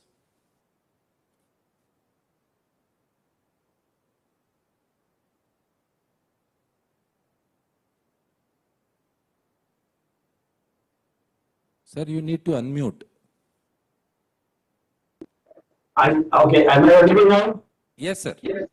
Okay, thank you, Naveen ji, for another opportunity for presenting on the Africa Day. You know, I'm indeed glad to hear Mr. Saurabh Sanyal, Sanjay Agarwala ji, Vivek ji, Jasveer ji, and I'm glad, you know, Bayesh Bhai from ETG and Amra Ram ji, IFS, and also the ambassadors from countries in Africa, our ambassadors in African countries, Anjali Kumar ji, Sugandh Ranjan ji, and his and her excellencies from Zambia, Malawi, Mali. You know, indeed, I'm glad to be part of this audience, the day today. Yeah, the new dynamics in the Africa Day. So, you know, since I'm from the IIFT, Indian Institute of Foreign Trade, I would like to start with our legacy there, that in 2006, we also went to Africa. Okay, Dar es Salaam Institute of Finance Management We started a collaborative MBA program there, evening program for the working executives, and it's working till date. 15 plus years of 16, 17 years of existence, and we have a lot of alumni of IIFT working throughout Africa. So this is indeed a pleasure. And then as part of the Focus Africa initiative of the Government of India, IIFT has been, blessed with an assignment of capacity building in several countries in Africa on international business. So my institute has been there in almost 75% of the countries out of 54 countries that are there in Africa. Out of them, some 6-7 countries I myself have gone, personally been there. Ethiopia to Burkina Faso to Togo to Angola, Luanda to Zimbabwe to Zambia to Kenya to Tanzania. So, it is indeed a pleasure to be, because Africa is very close to my heart. When I'm in Dar es Salaam, the walk near the hotel is Indian Ocean Road. So, you have this affinity, and as Saurabhji was talking about in presentation, that sometime, the plates moved because of the tectonic movement, and, it so happened that we separated, but otherwise we are part of the same landmass, and everything belongs to everybody belongs to Africa. So this is what it is for us, and the impression that the world has about Africa, that of the dark continent, is not right. There must have been times, that there were problems, and there was, it was referred or called a dark continent. But today I would say that the only thing dark about Africa is people's darkness about the opportunities there. Yeah, there are a lot of opportunities, as you have been talking about in your respective presentations. Wonderful opportunities. Africa is rising.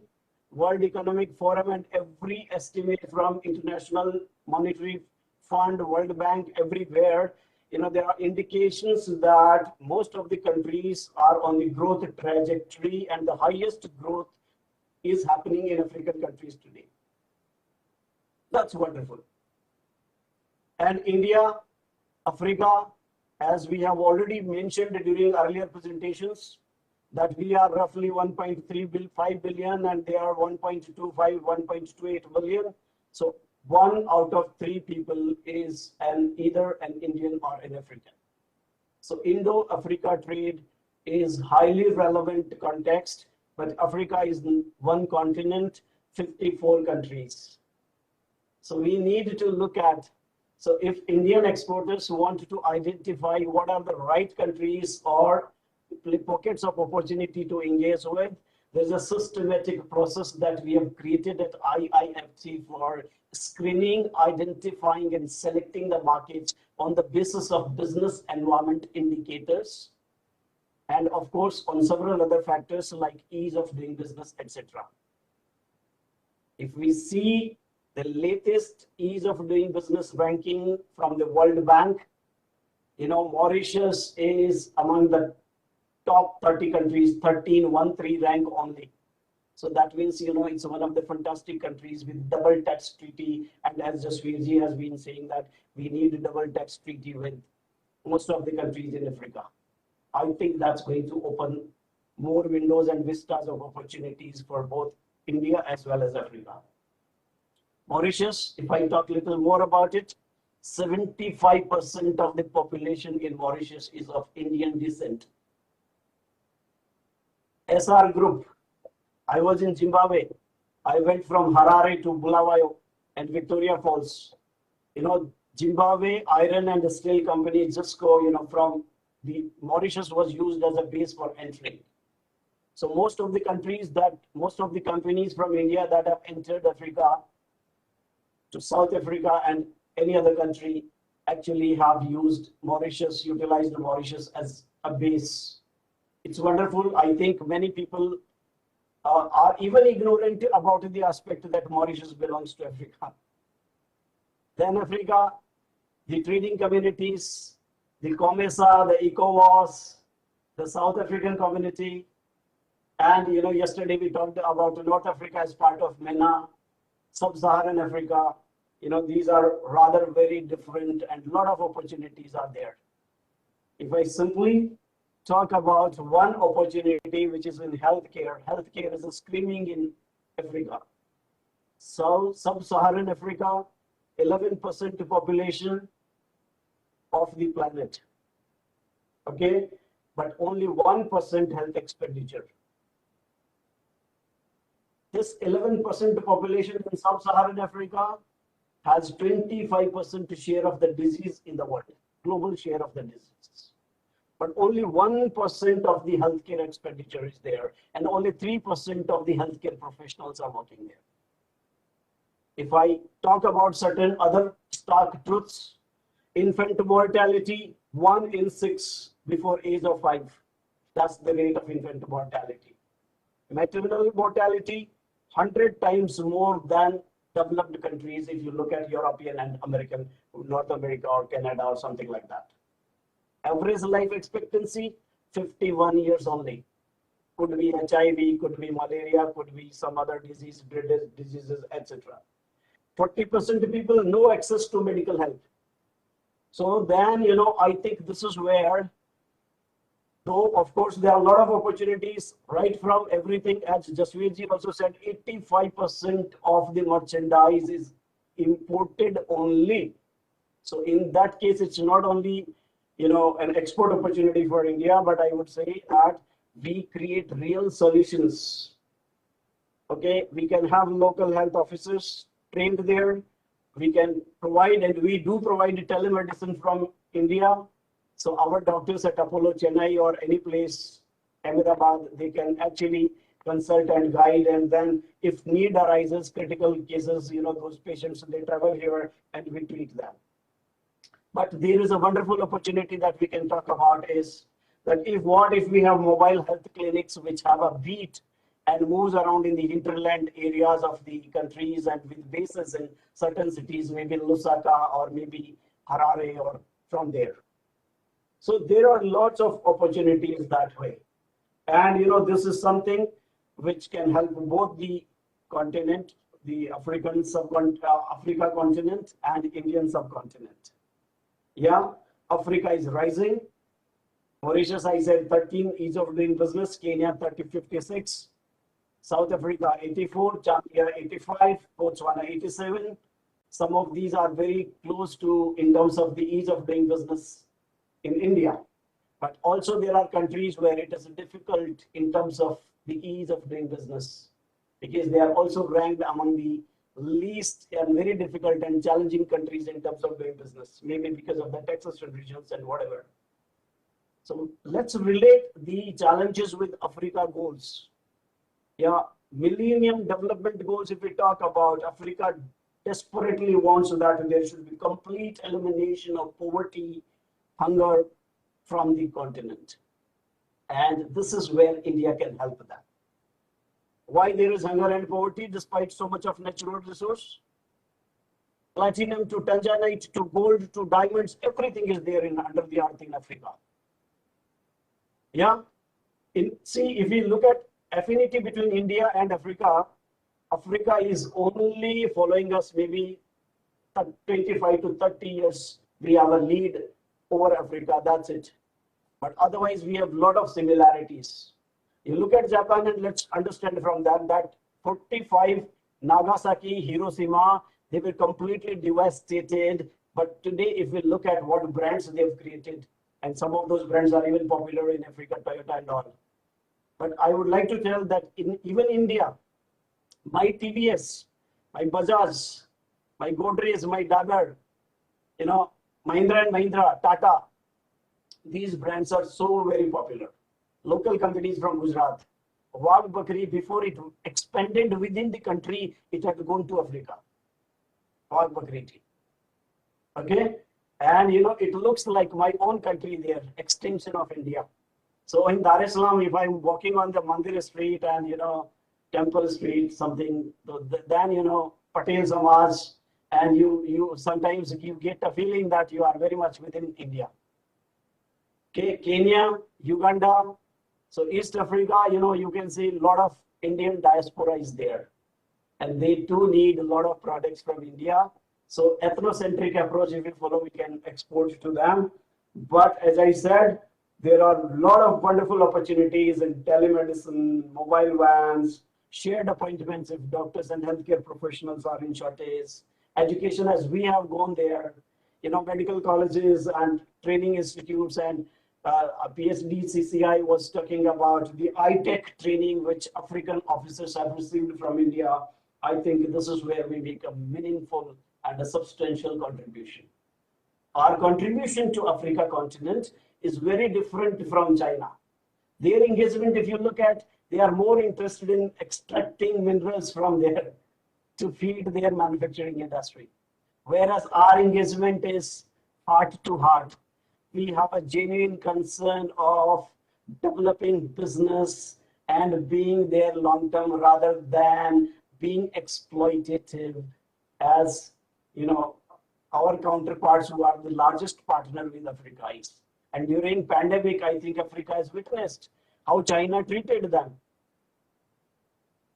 So yes, it is a right step, PhD Chamber of Commerce and Industry, our embassies, that, the sole credit of our engagement in Africa so far goes to our enterprising community of investors and business people from India.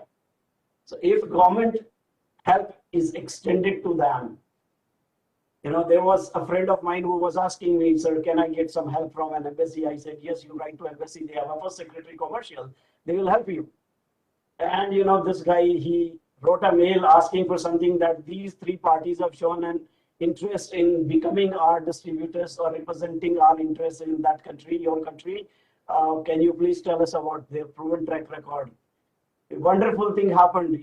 My friend was completely surprised when he received a thank you mail from Indian embassy that thank you for your interest in this, and we will be more than glad, and give us 3 days and we'll report on this. So it is something wonderful that Ministry of External Affairs is working hand in hand very closely with the Ministry of Commerce with initiatives like Week in India and everything, and facilitating commerce and trade between India and Africa. So a lot of opportunities do exist. As I said, that since we are more in services, more than 50% of our GDP flowing from services, we can, like an elder brother, guide Africa about how to take advantage of ICT, information and communication technology. Today, everything involves ICT. Even soil testing involves ICT. Agriculture involves ICT. But as I said, that every African country is so very different from others. So we need to look at how is it that we can cater to that. A small farmer in Kenya or some country probably is not going to buy that 50-kilogram bag of fertilizer, is not probably keen or ready to buy the drip irrigation system. But they are keen. We have surveyed that they said that if you charge pay per use PPU model, that I will use your irrigation system, chain irrigation system, and then pay you per use. Construction equipments pay you per use. Then they would more than like this. And then the Indian business people community settled there, they can be robbed in and they can get into leasing, hiring of such products and services in those countries. Yeah. So in fact, right from BPOs, McKinsey says that ICT is future. We have been there. I won't talk about Bharti Airtel with Jain Telecom and things like that. I won't talk about Apollo helping Africa, entire Eastern Africa and most of the African countries. But I would say, and I think Africa feels and believes and is assured that there is somebody you can look upon when it comes to trade in services or capability building in services. Your services are intangible, they are imperishable, they are perishable, they cannot be stored and sold tomorrow. So if Africa is into, say Masai Mara, Serengeti, Morongoro, Arusha, game sanctuaries and wildlife tourism and beaches and this and that, I think our model of service marketing can be of use to them and we can help them in variety of ways. So I said the millennium development goals of elimination of poverty and hunger, unemployment in youth, where we can train them, capability building, infrastructural constraints, which Jasveerji and everybody has talked about, that we are building infrastructure there in beautiful ways. Okay, so infrastructure will lead to further growth, but infrastructure development requires business services. Services are critical even for development. Yeah, most of the countries are Dr. sorry for interrupting because we have already overshot our time. I would all right. we can So I will close in a minute or so, right? So I said that, value-added agriculture and all these things could pave the way for doing better in Africa. And today, rice to motor vehicles to spare parts to FMCG to medicaments, irrigation, all these are doing wonderful.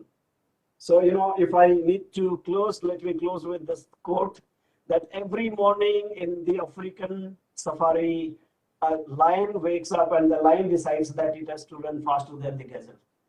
And the gazelle also wakes up on the same day and it decides that it has to run faster than the lion, otherwise it will be eaten up. So it does not matter. At the end of the day, when sun rises, it does not matter whether you are a lion or a gazelle. Okay, in India and Africa, we better be running and we need to be, smart so that we can do better collaboratively. And I think a lot of things will unfold when other people deliberate on this. So thank you so much for this opportunity, PhD Chamber of Commerce and Industry. And I'm glad that I'm here today. Nice talk. Thank you very much, Dr. Sharma. I think you made a very well presentation, and I must say that everybody, all the speakers who have been talking, the passion we can see we have for the Africa. So I think there's a huge potential. So I think instead of one day, I think 1 week is required next time for Africa itself. So now to take this further, I would say request Mr. Mahesh Patel, the founder and chairman Export Trading Group from Tanzania, who is with us virtually. So Patel ji, we would request to deliver your speech, please. Thank you so much. Good afternoon, my colleagues and distinguished guests on the dais, ladies and gentlemen. Greetings from Nairobi. The global COVID-19 pandemic has forced us to meet virtually, but also brought the world closer digitally. It is my honor and pleasure to be with you all today. I would like to thank the organizers for inviting me to be a part of this important forum. The PhD Chamber of Commerce and Industry has been instrumental in the development and promotion of small and medium businesses for over a century. Its accreditation of diamond grade by NABID speaks volumes about the professionalism of the organization and the support system in place for growth of its members. I earnestly hope that 130,000 companies who are represented here today are reaching new heights and success with each passing year.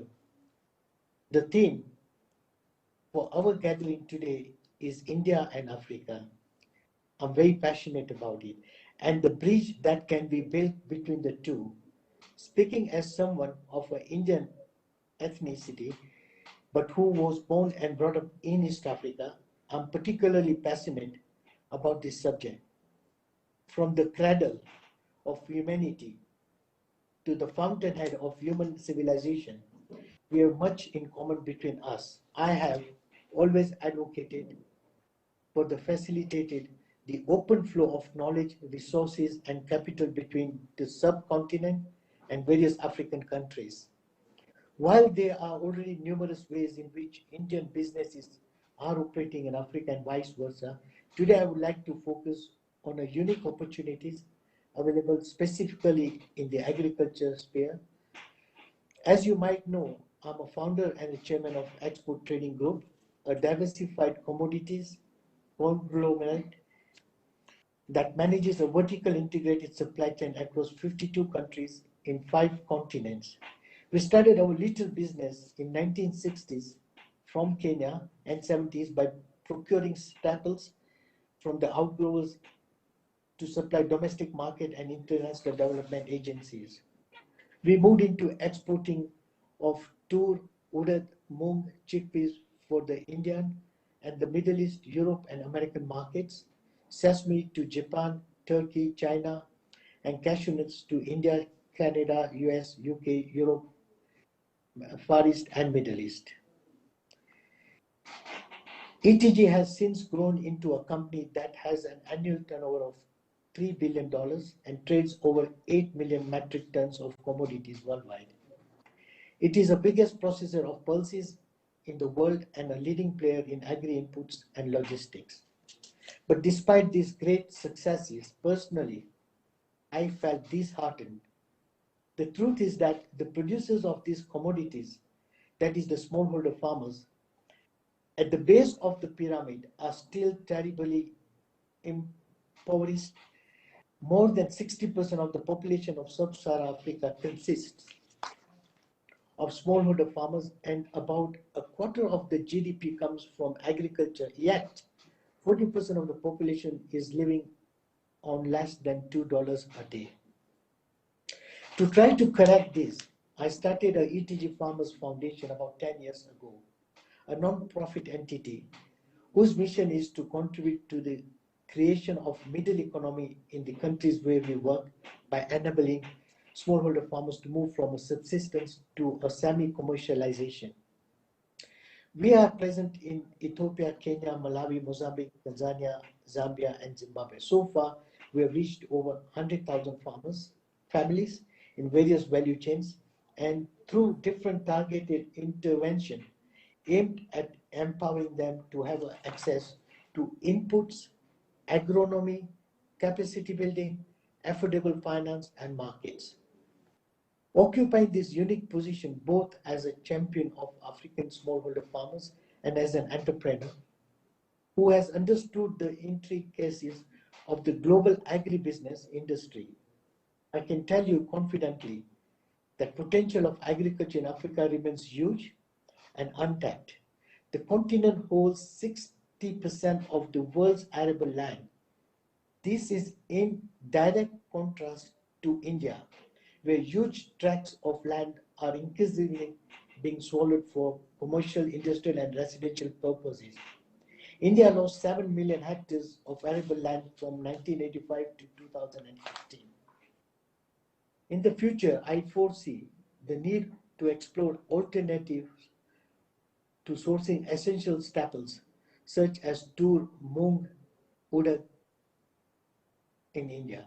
One negative fallout of the rush for productivity and profits in the agriculture sector in India has been the fall in per capita net availability of other cereal grains such as millet and pulses over the years. This led to a change in the consumption pattern over the years and the shift in focus from the minor cereals and pulses to the major cereals like rice and wheat. As per my recommendation by the World Food Programme as well, the countries which primarily depend on pulses and milk as protein sources should be taking 60 grams per day of pulses, whereas the uptake in India is only 30 grams. In order for India to realize its true potential, it has to provide its children a protein-rich diet.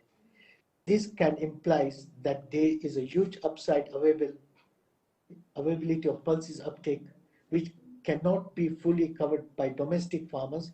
As per projection from ICAR, the demand of pulses will reach 39 million tons annually by 2015, which is 50% increase from the current numbers, with little chances of improving the areas under acreage of pulses and possibility of only moderate changes in yield.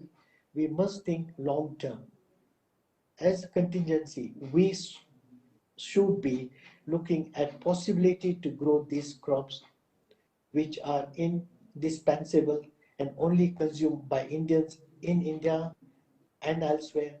Why not Sub-Saharan Africa? Additionally, the Indian government can work with various African governments to grow paddy, to meet their domestic requirements, enabling these countries to become self-sufficient in rice. The per capita net availability of food grains increased over the years due to the Green Revolution in India.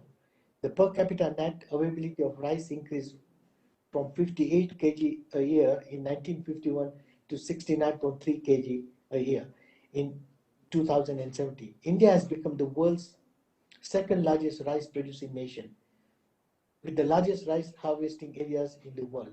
This learning can be carried over to Africa with an aim of attain self-sufficiency in food grain production. This is a long-drawn process. It took more than 2 decades for India to become a net exporter of rice from an importer in mid-1960s. But this collaboration can help foster a bond between India and Africa that will persist in time to come. We are in discussion with Vivek Agarwal on this subject matter. These kinds of initiatives will not only satisfy consumers' demand. Fundamentally, I believe that agriculture holds the answers to solving 4 of Africa's ongoing challenges: extreme poverty, youth unemployment, rural-urban migration, and lack of middle economy. But I must caution those who are interested in getting involved in this. You have to be patient. You need to look at it differently.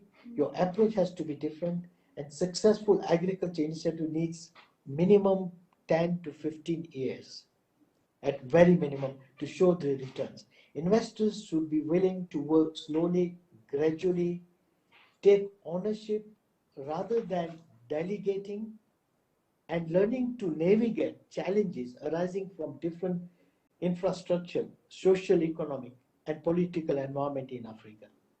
However, if one comes these hurdles, I can testify that the reward is immense. I do not speak here of the monetary rewards, although I do not dismiss those either. The opportunity is not to play a part in changing the narrative of Africa's backbone. It's smallholder farmers, those who have worked tirelessly, relentlessly in the face of obstacles too big to overcome without our support. In these green times, when economies have slowed down and there are restrictions affecting travels and business, I still see a silver lining. The pandemic gave us the opportunity to reevaluate our priorities and goals.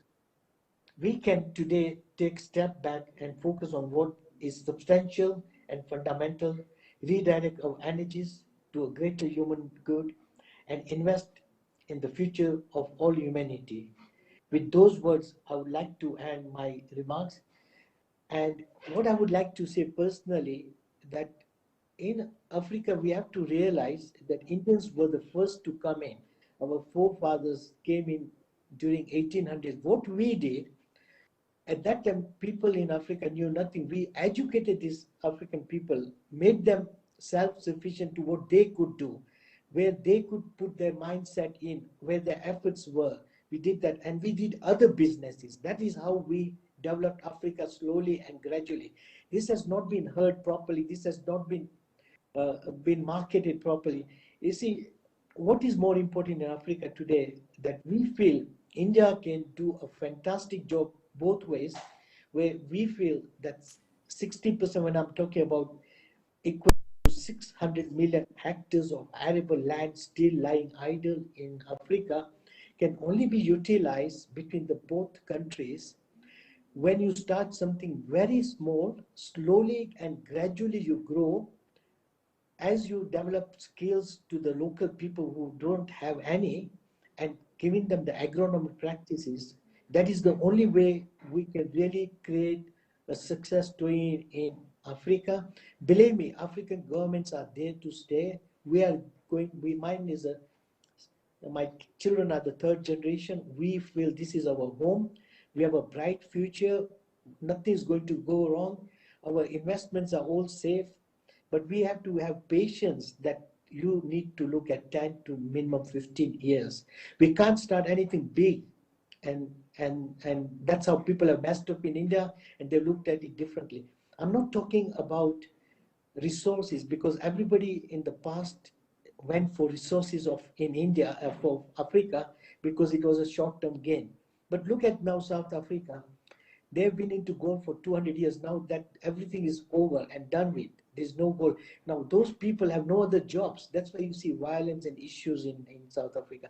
Why not we create a long-term sustainability way where India grew? We have to look Africa 50 years behind India, but we have to nurture them slowly, gradually. Believe me, all the African people which you have worked with, the small, they like to grow, they like to come up, but nobody has given them the right approach or understanding. That is also lacking on the the African government side, as well as on the. This is how we should understand socially, culturally, economically, and then move into Africa. Thank you. I'll end here. Thank you very much, Mr. Patel, for sharing your views with us and the personal experience. I think you have been there in Africa for years now, so your personal experience definitely is going to help a lot of people. So now, to proceed further, I would like to invite Mr. Sebastian Bellivin, the Charge d'Affaires from Ghana High Commission, to give his address, please.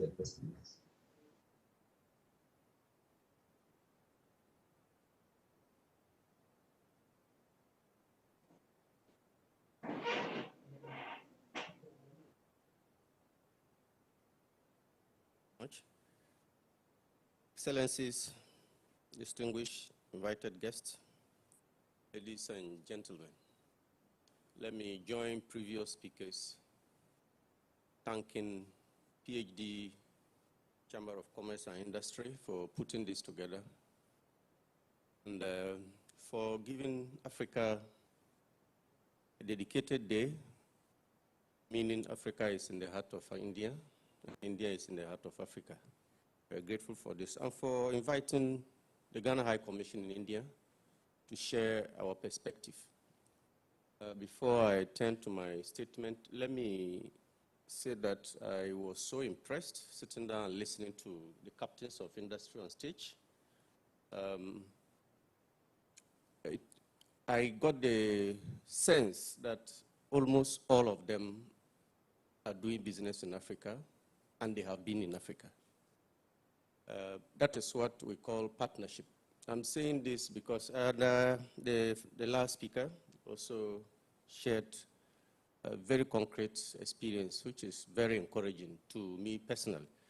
This is my thinking because I've traveled to most of the states in India to make presentations on trade and investment opportunities in Africa and in my country, Ghana in particular. Most often, what I gather at the end of it all, people approach you, they want to do business in Africa, you probe further, but the first question you ask, have you been to Africa? He said, no. Do you intend going there? If not for anything, tourism? No, but I'm looking for somebody to supply. I guess to supply is good. That's trade. But Africa, I think we've reached a stage where we should go beyond the supply. Excellencies, distinguished invited guests, the year 2020 was undoubtedly one of the most difficult years that humanity lived in recent history. In just a few months, the pandemic, in addition to taking nearly 1 million lives, has left far-reaching consequences in almost every area of our lives, which will take years to fully recover. COVID-19 has caused tectonic changes in the order we know, but also provided us with a realistic insight into the national capacities of public health for dealing with crises of planetary dimensions. The ongoing crisis has ravaged global economic activity, has severely disrupted trade and global supply chains, and of course, has had a negative effect on global public health. Africa has not despaired. we rather see this crisis as an opportunity. The evolving geopolitics of our time suggests clearly that emerging economies such as India are here to stay, and their influence on the world economy is not only significant today, but also that it will continue to grow in the future. Similarly, Africa represents a frontier of global economic growth and stability, now and in the future. The resources of Africa have been the driving force upon which the world economic engine has depended. This situation is likely to continue long into the future, but this time with Africa having a greater say and benefiting from its resources. In this connection, leaders of African countries and the African Union have initiated and embarked upon ambitious and far-reaching strategies and plans that will have a transformative impact on the continent. These include a plan to industrialize the continent through the accelerated industrial development of Africa, a plan to increase trade between African countries through the boosting intra-Africa trade, and a plan to eliminate trade barriers and deepen the integration of the African market through the establishment of the African Continental Free Trade Area. The African Continental Free Trade Area affords Africa an opportunity to reconfigure our supply chains, to reduce reliance and build stronger partnership with like-minded countries such as India to boost intra-Africa trade and secure Africa's productive capacity for generations to come. There is also the program for infrastructure development in Africa and agro-industry development initiatives.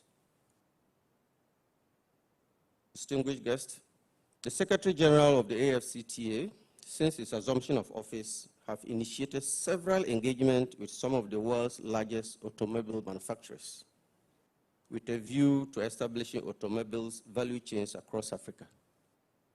It is worth noting that these engagements have been extended to include other labor-intensive sectors such as agro-processing and healthcare infrastructure.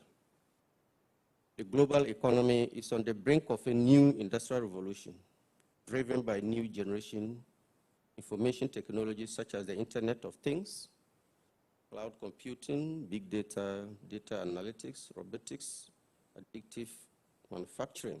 All this presents opportunity for the Indo-Africa cooperation. In this regard, we urge the Indian business community to take advantage of these laudable initiatives and not only support, but get on board for mutual benefits.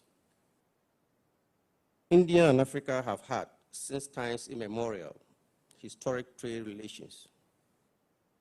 As indeed the last speaker said, there are generations of Indians in Africa. At the Ghana High Commission in India, I see people holding Ghana passports. They walk into the embassy to renew their passports. Physically complete Indian, but he's a Ghanaian, and that's why he's holding the Ghanaian passport. Their generations, they were born there, they grew up there. The Indian Ocean, which lies between us, not only provides us valuable links of blue highways and fiber optic highways, but it is rich in marine resources that are vital to Africa's and India's blue ocean and trade relations. In recent years, trade between Africa and India has grown exponentially, which has consolidated the relations between Africa and India. In addition, India is investing hugely in the energy sector, infrastructure, knowledge, skill and education, healthcare, as well as mining. And some of the specifics in the mining area are uranium, hydrocarbons, precious metals and gemstones, especially gold and diamond, oil and gas. It is worth mentioning that import of gold from Ghana constitutes 80% of the trade volume between Ghana and India. That said, the Indian business community may wish to consider focusing on gold refinery. Gold refinery. Other areas that offer opportunity include renewable energy, collaboration with the small and medium-sized enterprises, which has been mentioned severally already. It may be worth noting that the World Bank, African Development Bank, and other well-resourced private banks in Africa finance a lot of projects across the continent. Indian companies may equally wish to seize this opportunity. We look forward to greater investments in agriculture, agro-processing, IT and infrastructure to contribute to Africa's agenda of promoting industrialization and value addition to its raw materials within the continent prior to their exportation, and to the development of African skills and know-how. This will ensure inclusive growth that translates into sustainable and decent jobs, job creation and retention, as well as eradication of poverty. In addition, while calling for more Indian foreign direct investment in Africa, such investment should be diversified, and I heard this mentioned earlier on, and encourage local private sector participation, particularly for women and Africa's growing youthful population. The commitment of African leaders to halve poverty by the year 2025 through inclusive agriculture growth and transformation includes a resolve to ensure that the agricultural growth and transformation process is inclusive and contributes to at least 50% of the overall poverty reduction target through measures to ensure robust agriculture GDP growth, inclusive public-private partnerships in priority value chains, and engagement of the youth and women. It is my conviction that India-Africa relations have the capacity to transform billions of lives, and together we can address common challenges through innovation and strength of arm. In doing so, a lot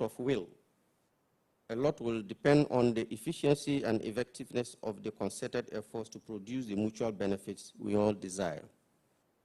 India and Africa have come too far on this journey of development, and we must sustain our efforts.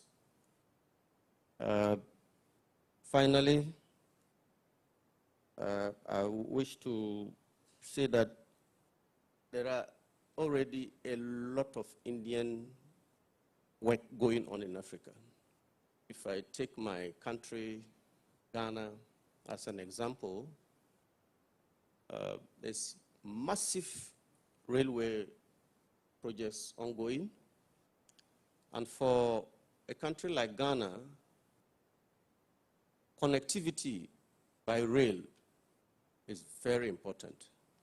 Reason being that some of our northern neighbors up north of our country are landlocked. You know the challenges that landlocked countries go through in terms of export and import. They have to use the sea. They have no access to it. So if you are to carry heavy goods from the port of Tema, which is at the bottom of Ghana, Accra, and drive through the whole country, 850 kilometers, to the nearest border that connects to the northern neighbors, know the damage that will have caused to the roads. Taking them by rail is an excellent idea. Olam is another popular company in Ghana, in the agriculture sector. There are areas like Greek mechanic, potable water, solarization of our airports, and all that. So the knowledge of Africa and what Africa needs, what Africa have, is not lacking in India. No, I've heard a lot, and I think the issue is a will to go and do business. And if the captains of industry sitting here are testifying, what else do you need? They are there, they are doing it, and it's working for them. You are invited to Africa. Thank you.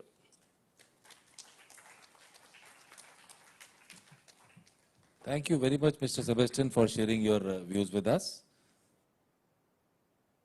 Now I would like to invite the Excellency Ms. Judith Kangamo, the High Commissioner of Zambia, to give her address, and thank you very much for being patiently hearing, ma'am.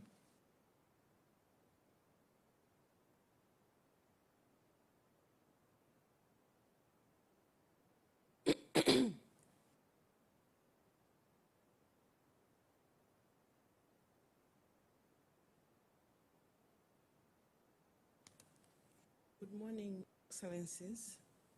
Good morning, members of the dais, ladies and gentlemen. Zambia shares a very harmonious relationship with India. From time immemorial, out of our 16 to 17 million people population, 10% is made up of Indian nationals. We have first, third, second, and third generation Indian Zambians, most of whom have never even been to India. So you can at least envision that Zambia is actually a home away from home for Indian nationals. Most of the Indians have invested in mining, agriculture, transportation, education, science and technology. To a large extent, we have a huge mining fraternity of Indians. Basically, I would like to run you through the key facts about Zambia. Excuse me. Zambia is landlocked, but we have now dubbed ourselves landlinked. It's surrounded by 8 neighbors, and miraculously, we have a very warm relationship with each one of them.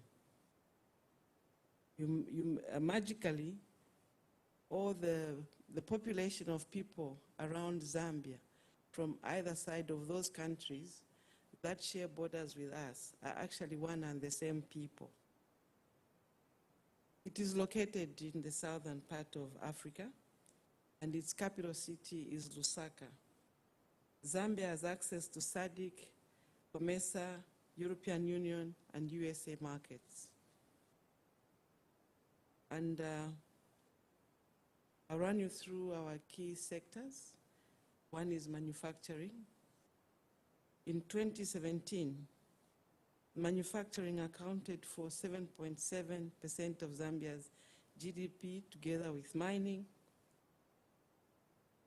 Secondary processing of minerals is main activity, including smelting and refining of copper. Fertilizer, chemicals, explosives, and construction materials such as cement are also produced. Others are wood and paper products. We have a huge vast of a forest and good harvest for timber. Opportunities are in metal processing, agro-processing, light and heavy agriculture, mining and construction equipment. In terms of agriculture, Zambia boasts of having 42 million hectares of land. 1.5 million hectares is cultivated, land available for livestock and crop production. Agriculture inputs such as seeds and fertilizer are vast opportunities for would-be investors. Irrigation equipment and farm machinery, a further opportunity in the agriculture sector. Processing equipment, transportation of produce and market broking, financing for expansion are further opportunities.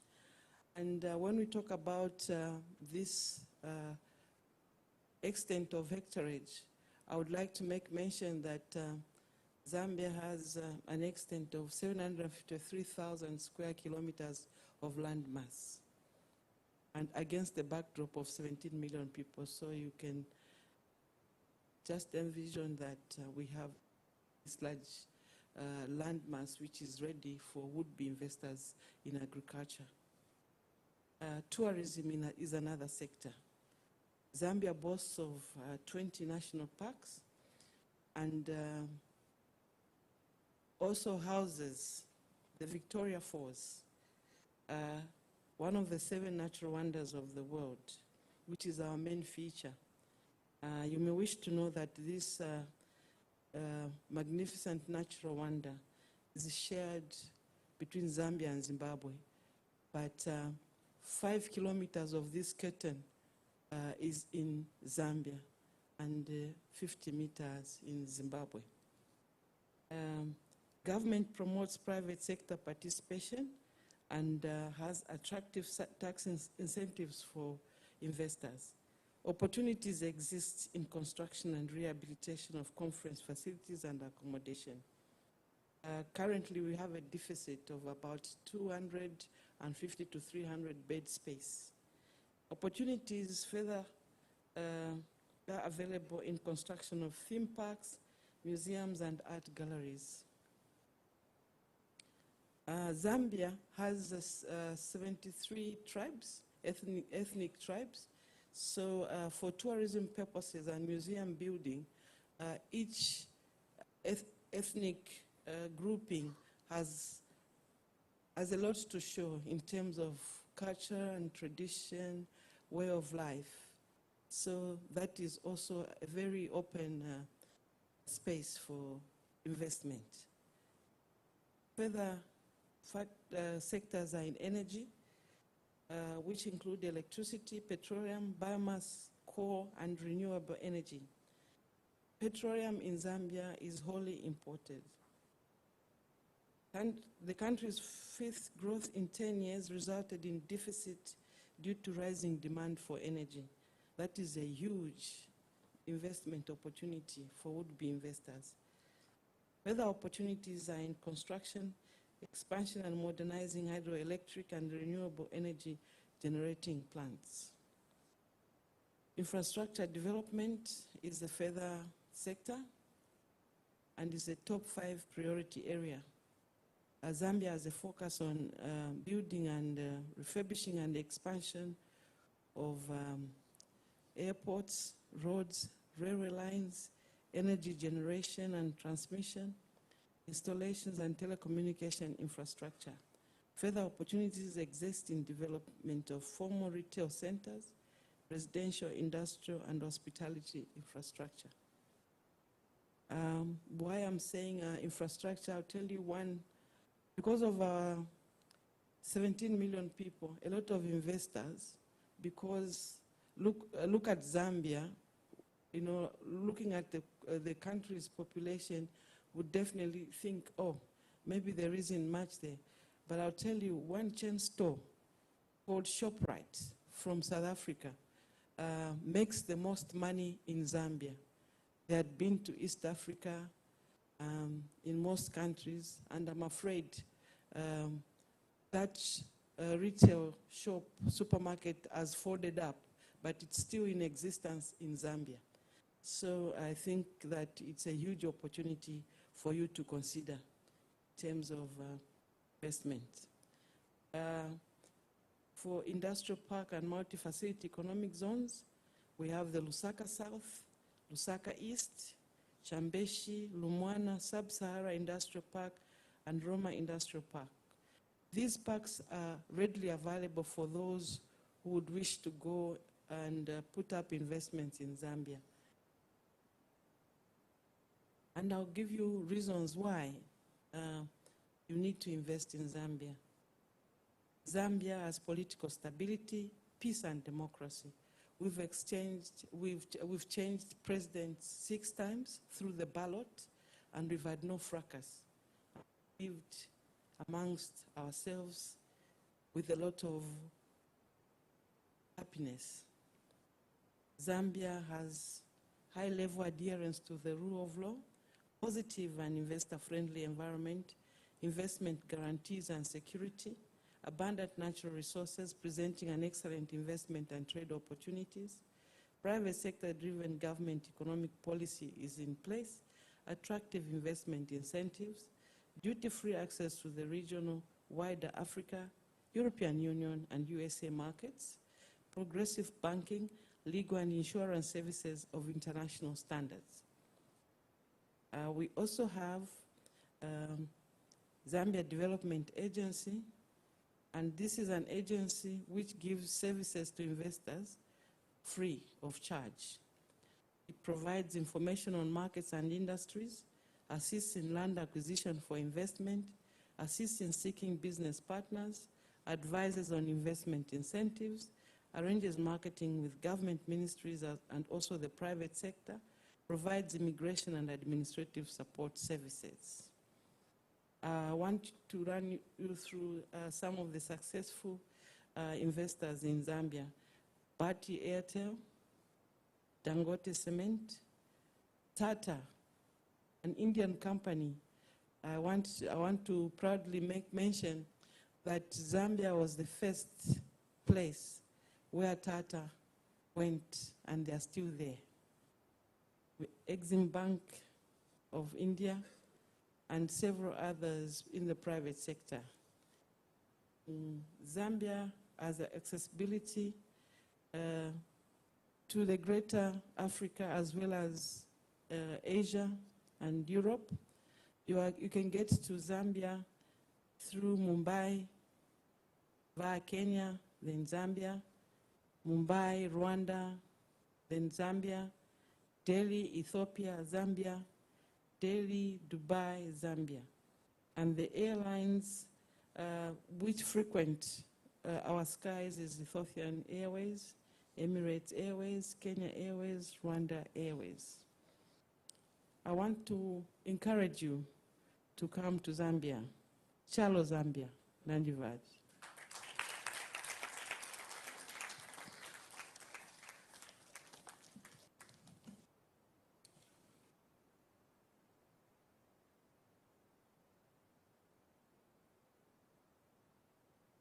Thank you very much, Excellency, for the kind presentation which you made. So now we have our guests from Indian ambassadors who are based in the Africa region. So I would like to invite His Excellency Mr. Anjani Kumar, the Ambassador, Embassy of India in Mali, who is here virtually with us. Mr. Anjani Kumar, please.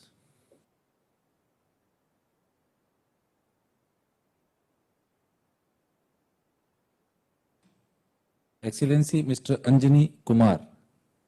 Am I audible? Yes, sir. Okay. Excellencies, distinguished guests, my colleague from the MEA, Mr. Amara Singh Gurjar, ladies and gentlemen, namaskar, bonjour, good afternoon. Greetings to you all from Bamako, the vibrant capital of the Republic of Mali, in the Sahel region of West Africa.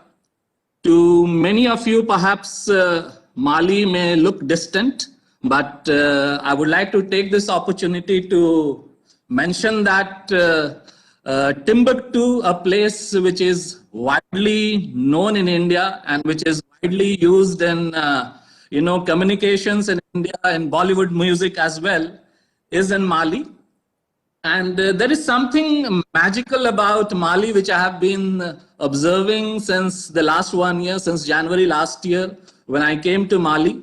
There is tremendous love for Indian music, Indian films here. And I say this in the context of the fact that there is not a very large Indian community here. And I have also learned that this love for India, Indian music, various aspects of Indian culture did not start with the onset of the internet age. I'm told that it started way back in the 1950s. So what I want to say is that there is tremendous goodwill in Mali. I would request the Indian business who are present there to take a fresh look at Mali, because there is tremendous opportunities here from small business to high-scale investments. So with that background, I would now like to come back to my address. It is an honor and privilege for me to join you all. At the outset, I would like to compliment the PhD Chamber of Commerce and Industry for organizing the International Week in hybrid mode and for keeping the focus of discussion today on the partnership between India and Africa. The broad contours of India-Africa partnership have been addressed and is also widely known as well. I will therefore share our perspective on the subject based on the evolving relationship between India and Mali and the inherent potential in this relationship. Of course, the potential that I wish to highlight will also be relevant in varying degrees to India's partnership with several other countries in Africa. The India-Africa partnership can be broadly seen at three levels: government, institutions, and enterprises. The historical and political connections between India and Africa are well known and will continue to nourish our relationship. However, what is of critical importance today is the role India and Africa can play in shaping each other's development journeys. The partnership between India and Africa is based on the solid foundation of synergies and complementarities with limitless possibilities.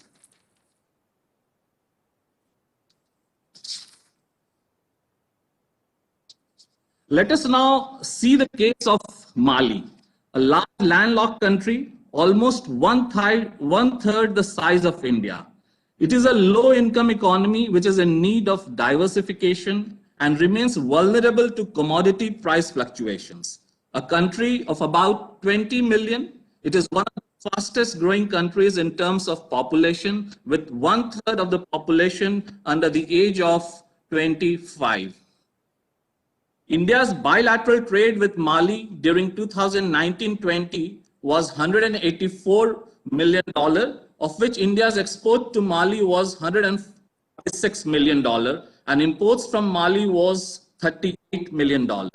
The major items of India's exports to Mali were pharmaceuticals, cotton, vehicles and accessories, machinery and appliances, chemicals, rubber and articles of iron and steel, among others.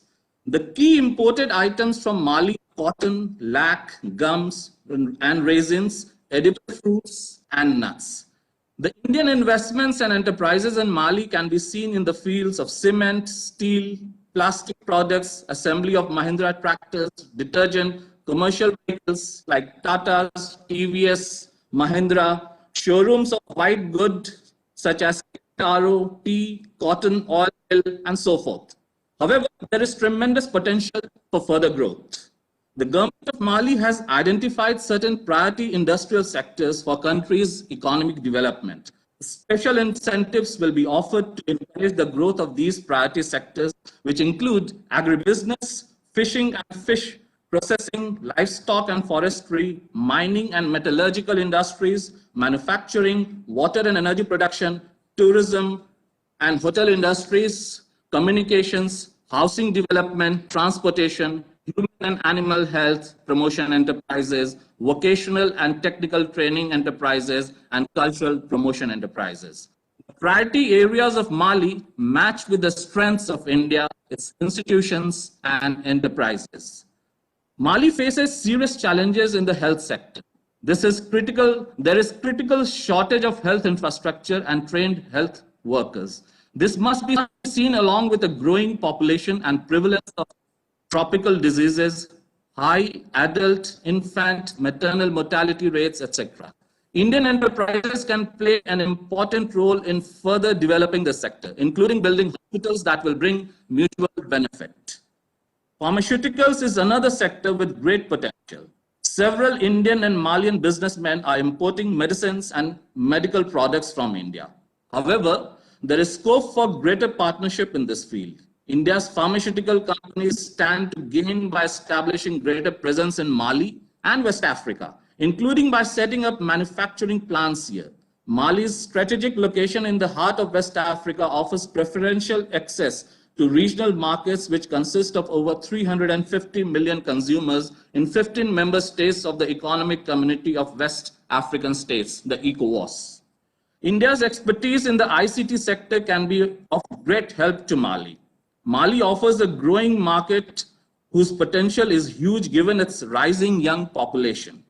India's rich experience of empowerment of people through Digital India could be utilized in Mali, where there is interest in leveraging technologies for empowering people.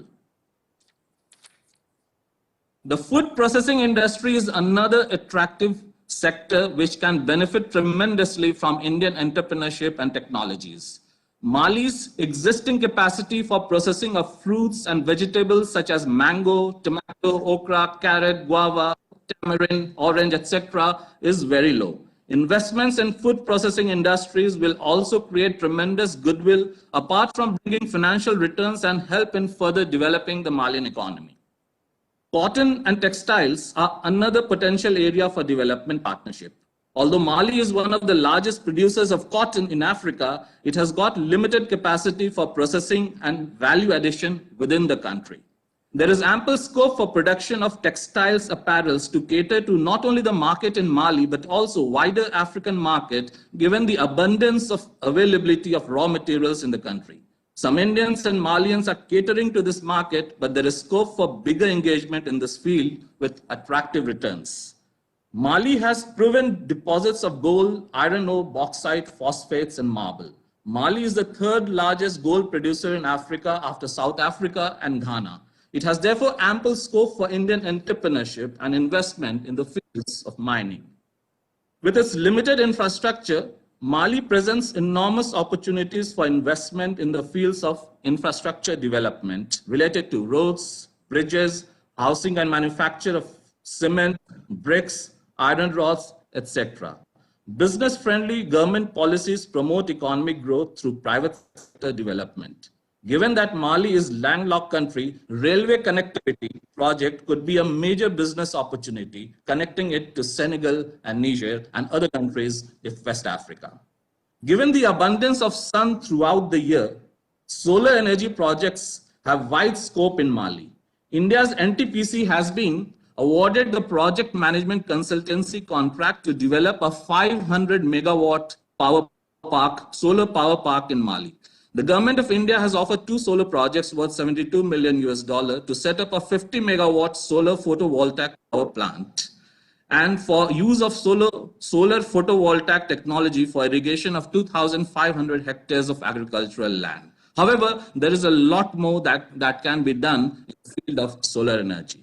The line of credit projects in Mali have been very useful in developing basic infrastructure related to rural electrification, tractor assembly plant, food processing plant, and power grid interconnection between Côte d'Ivoire and Mali.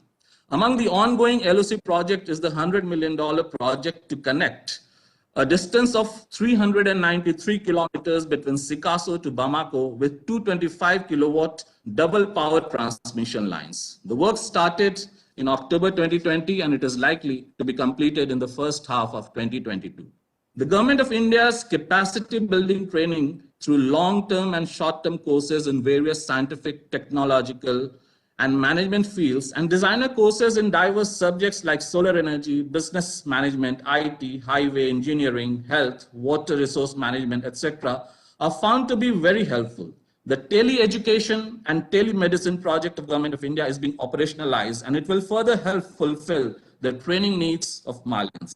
Such training, whether in India or online, has a liberating effect on the Malian scholars who feel that they are no longer limited to Francophone world and they can look forward to working in a wider English-speaking world.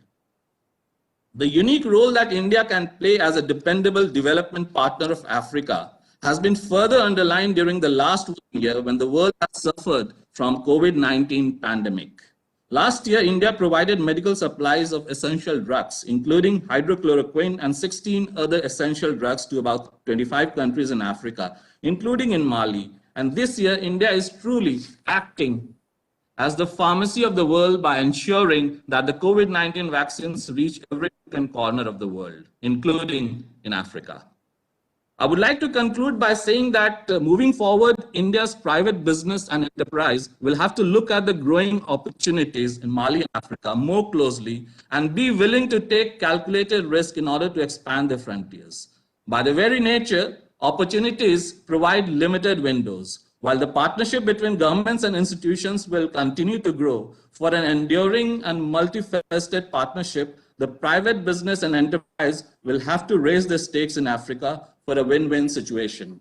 Before concluding, I would just like to add that the private business in India needs to also look at the small Indian community which is present here, which is involved in diverse areas of business along with their Malian partners. So I would like to request the Indian business to take a fresh look at Mali because it provides tremendous possibilities, opportunities, not just in Mali, but in the whole of West Africa, which I feel is a slightly neglected area for trade and commerce. So once again, I would like to thank you for this opportunity. Have a good day. Thank you very much, Excellency, for the address and sparing your time and being with us. We really appreciate that, sir. Thank you very much. Now, friends, we have one message from His Excellency, Mr. Sugandh Rajaram, the High Commissioner of India to Ghana. So I'll request my team to please play that. Namaskar. I'd like to congratulate and thank PhD Chamber of Commerce and Industry to organize India-Africa Day in the context of celebration of PhD Chamber of Commerce and Industry's International Week. As India's High Commissioner to Ghana, I'd like to highlight the fact that India-Ghana relations have been very old, very close relations, and these relations are the harbinger for the India-Africa engagement. Our relations started when both the countries were struggling against the colonialism. Since then, our political leaders have worked very closely, and that closeness and commitment to each other's development has resulted into multifarious and very successful bilateral relations over the years.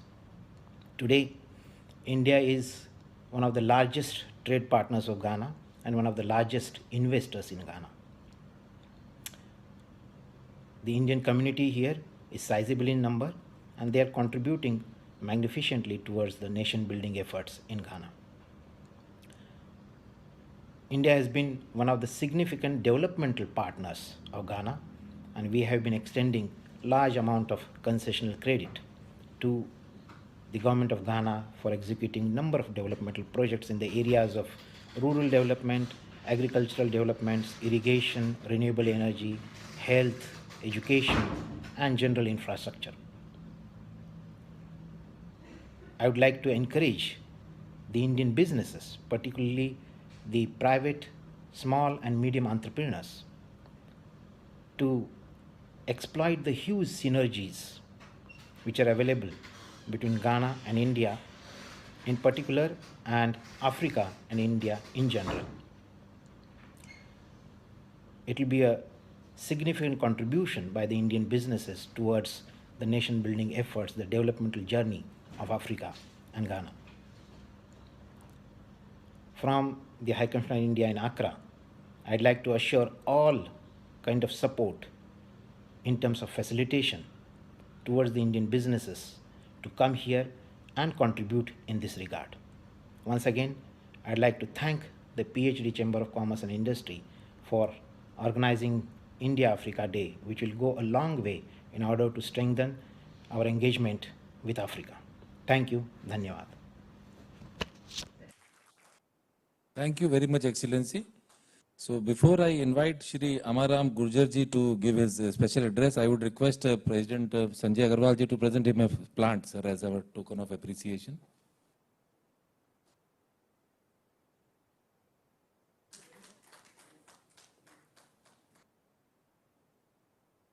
So we are really thankful to Ministry of External Affairs, Economic Policy Diplomacy Division, Government of India for supporting this event.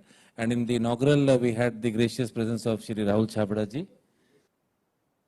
So now I request Shri Amararam Gujarji, the IFS Director, East and South Africa, Ministry of External Affairs, Government of India, to give a special address.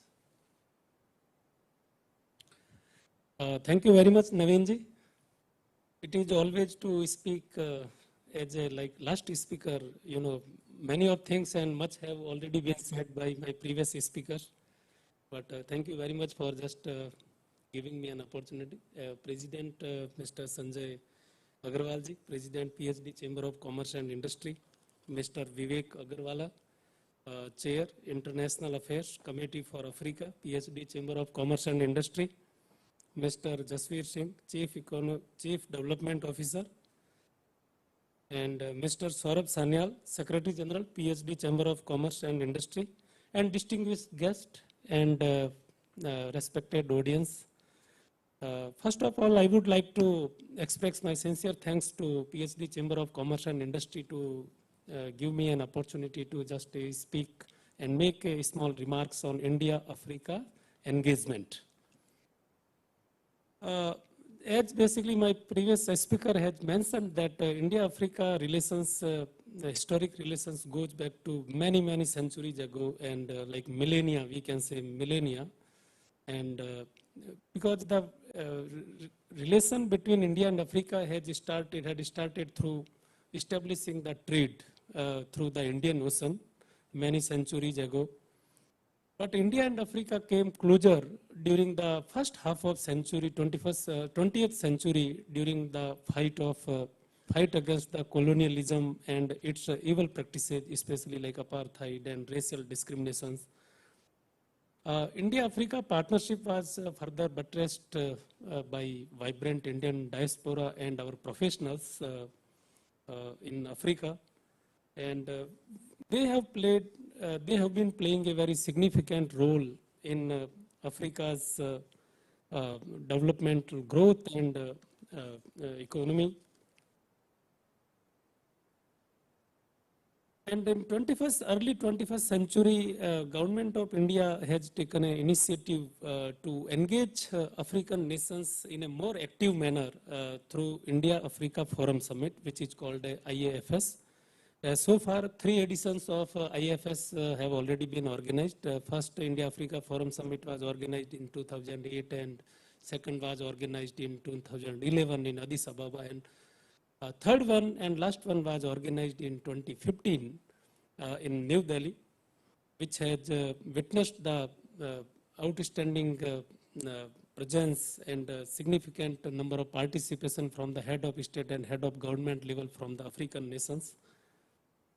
And IAFS 2015 has drawn up a very ambitious action plan for India's engagement in Africa. The partnership is based on the 4 pillars. First pillar is developmental partnership assistance, which is called a DPA. Under DPA, Government of India provides line of credits, concessional loans, and grant assistance for important projects. Second one is the training and capacity building, under which Government of India provides the various scholarship, almost like 25 to 30 scholarship, including the ITEC and the CV Raman Fellowship and Department of Agriculture. They also provided DARE scholarship and others also various scholarships. And second one is the trade and investment. That I will not touch upon much because that has been extensively covered by Mr. Saurabh Sanyal in a very beautiful manner. What is India's trade and investment engagement with Africa? That would be like duplication, so that I will just skip that part. And the third is fourth is the defense and maritime security, which I will just give you some brief overview on this India's engagement on defense and maritime security. The 4 pillars, the India-Africa's engagement was further defined and expanded by our Honorable Prime Minister Sri Narendra Modi during his visit to Uganda in 2018, and many of you are aware about that when Prime Minister Sri Narendra Modi addressed the Ugandan Parliament in July 2018. Then he has just defined the 10 guiding principles for India's engagement with Africa. These principles make India as Africa's most steadfast and reliable partner in its developmental growth and progress. And many of you would agree, and many of you have noticed that India has kept its critical supply lines, especially medical and food assistance, open to Africa even during the lockdown period and during the corona pandemic. So that this is again is a testimony and characterized as a friend in need is friend indeed. Our developmental partnership initiative have expanded both in geographically reach and sectoral coverage. The African continent is the second largest recipient of our overseas assistance. We have reached out to 43 countries out of 54 African nations in this endeavor. And we have executed more than 189 developmental projects in almost all sectors.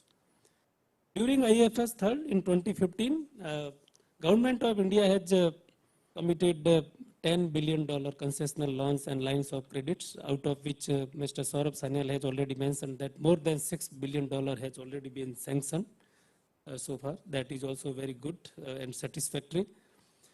And there have been and Government of India also announced the 600 million grant assistance during the IFS 3rd, which has exceeded to USD 700 million.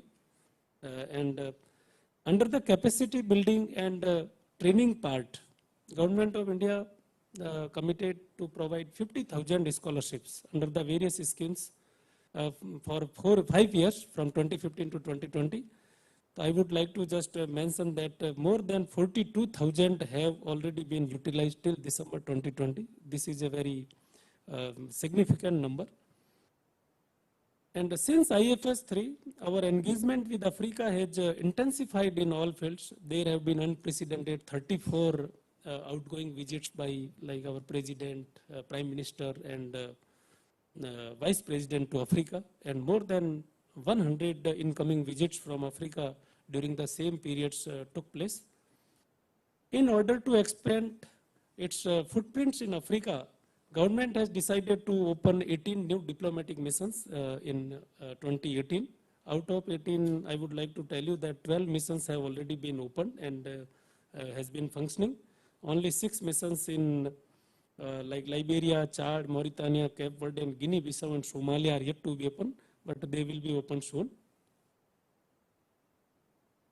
And then one thing I want to add in trade and economic front, because that what I have said that Saurabh Sanyal has covered extensively, but one thing I have just noticed that there have not much been said on the African continental free trade area, which has recently just came into implementation on 1st January 2021.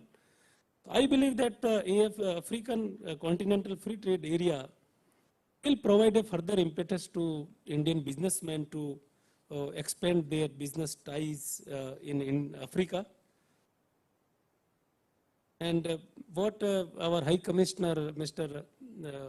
Anjani Kumar has mentioned about the Government of India's Pan-Africa e-network, which is we call the e-Vidya Bharati and e-Arogya Bharati. That has started in 2009 to just aim the narrowing the digital gap in Africa and harnessing socio-economic benefits of ICT. The first phase of this program was over in 2017, and now we are offering 15,000 scholarships over a period of 5 years through the second phase of the project renamed V Vidya Bharati for tele education and E Arogya Bharati network project for a telemedicine. So far, 17 countries in Africa, they have signed the memorandum of understanding to become partner countries under this E-Vidya Bharati and E-Arogya Bharati. During the last 5 years, Government of India has established the 6 IT centers in South Africa, Egypt, Morocco, Lesotho, Ghana, Namibia, and Tanzania, and a Center for Geoinformatics Applications in Rural Development, which is called Seaguard Technology Center in Madagascar and Niger, were also established to promote digital transformation in Africa. A technology center in Zimbabwe was also upgraded. India-Africa cooperation, now it is last point, our fourth pillars, India-Africa cooperation, defense and maritime security domain, which is mainly driven by Government of India's and our Prime Minister's vision defined in a sagar, which is called security and growth for all in the region policy.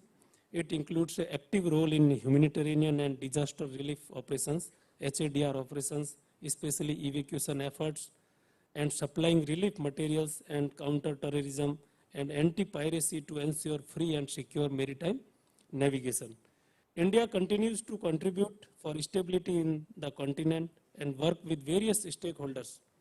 Currently, Indians serve in 5 peacekeeping operations in Africa for African Union's strategic goal and vision for silencing the guns.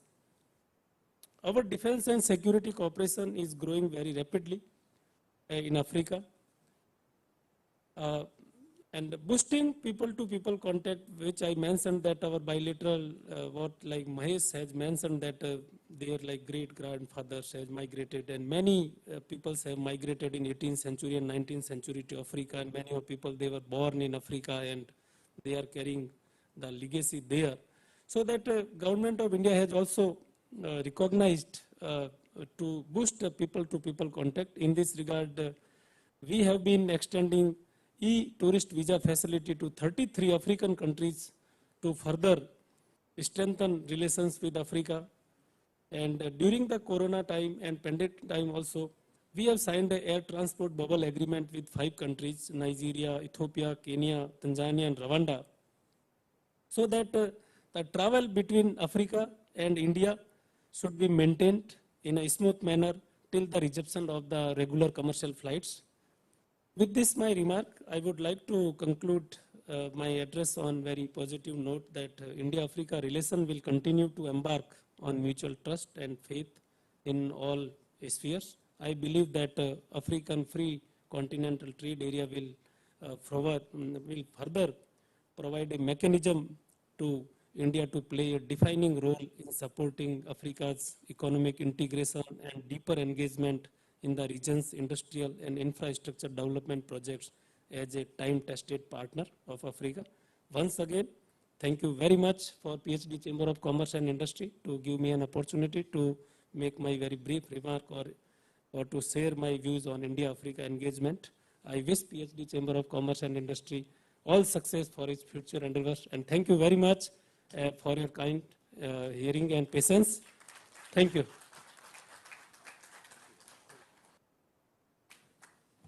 Thank you very much, Mr. Gurjar, for your kind words. And we once again thank Ministry of External Affairs for the support they have given for PHDCCI International Week. And just, sir, just wanted to give you an update. In 2015, when the India-Africa Forum was done, when Honorable Prime Minister Modi ji came, PhD was actively involved in the exhibition area, and he visited that as well. And as SG sir already mentioned, that the delegation which had gone to Rwanda, so we were also part of that delegation in that. So definitely we'll be working very closely with you for Africa on this, sir. We once again thank you. So friends, this brings us to the last session, and of International Week also now is the last session for that. So now I would like to invite Shri Saket Dalmia ji, who is our Vice President of the PhD Chamber of Commerce and Industry, and also the Chair of the International Affairs Committee, under which we have done this PhD International Week. So I would request him to conclude the PhD International Week, sir.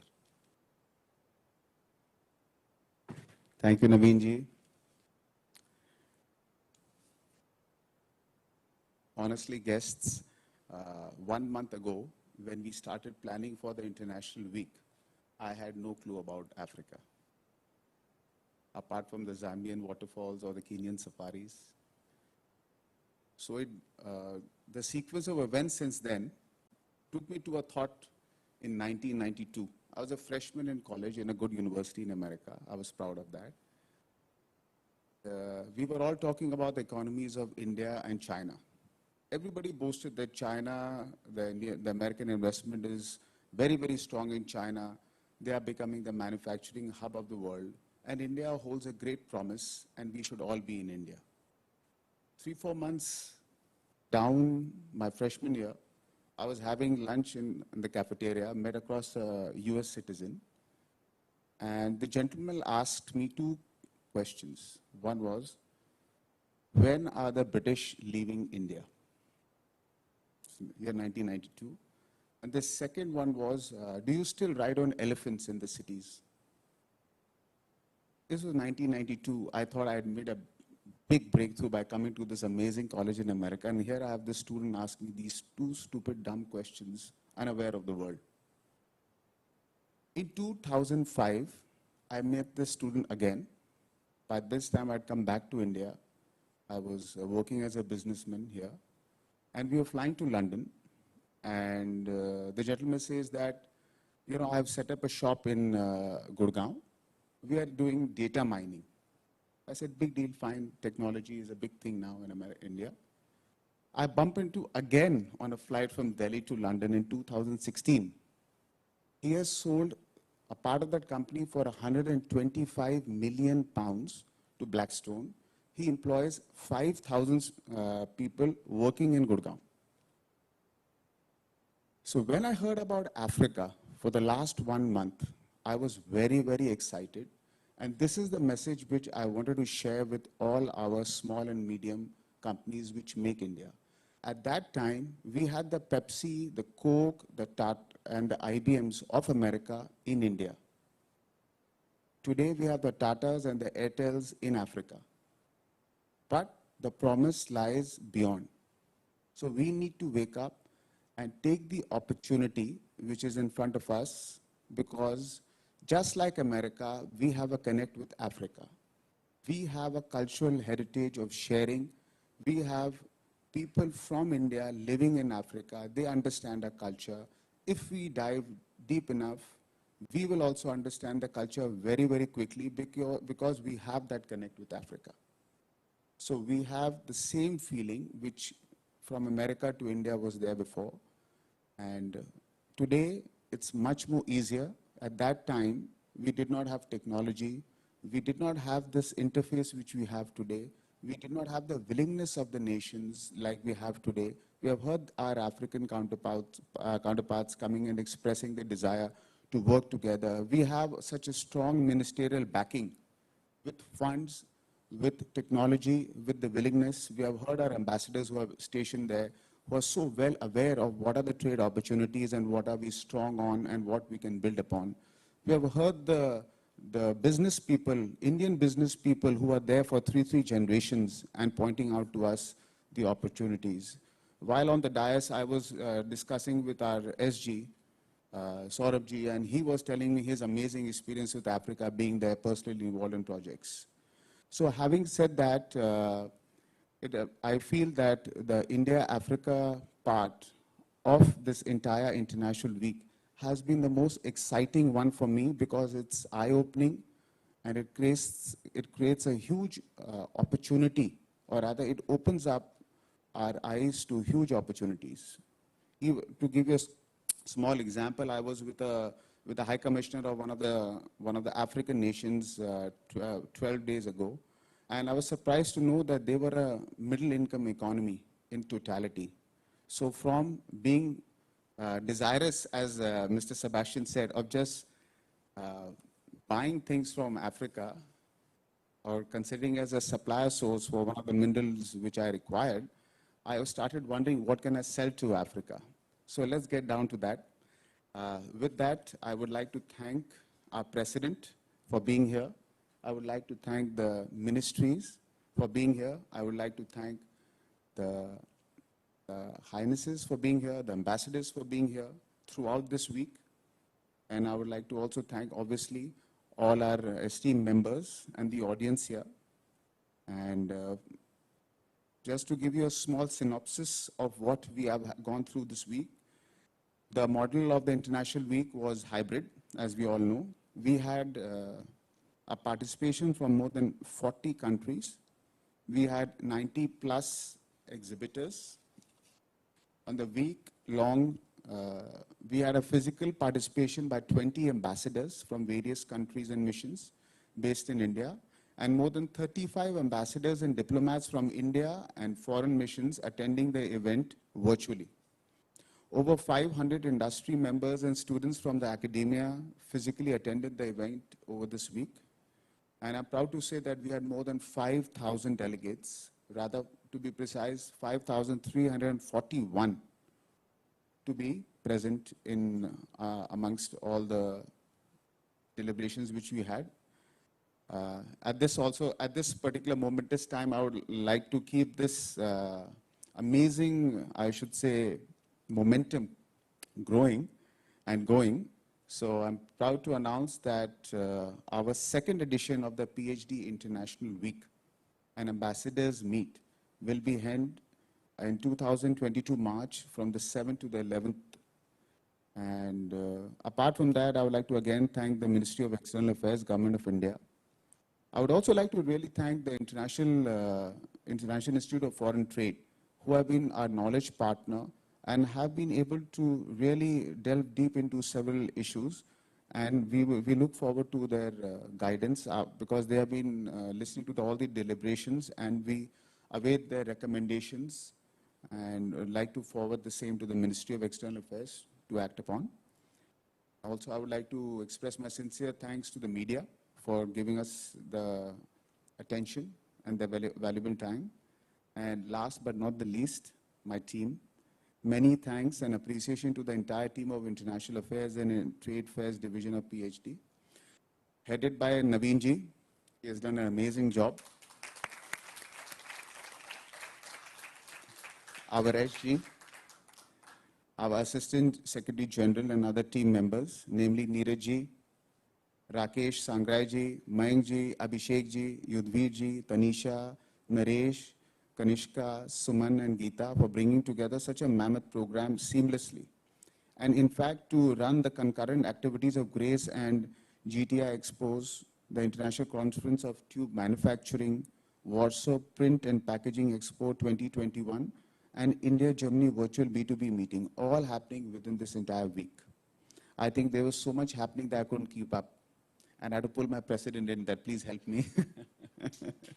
So ladies and gentlemen, once more, thank you very much for being here present virtually and physically. Look to see you again very, very soon. Thank you.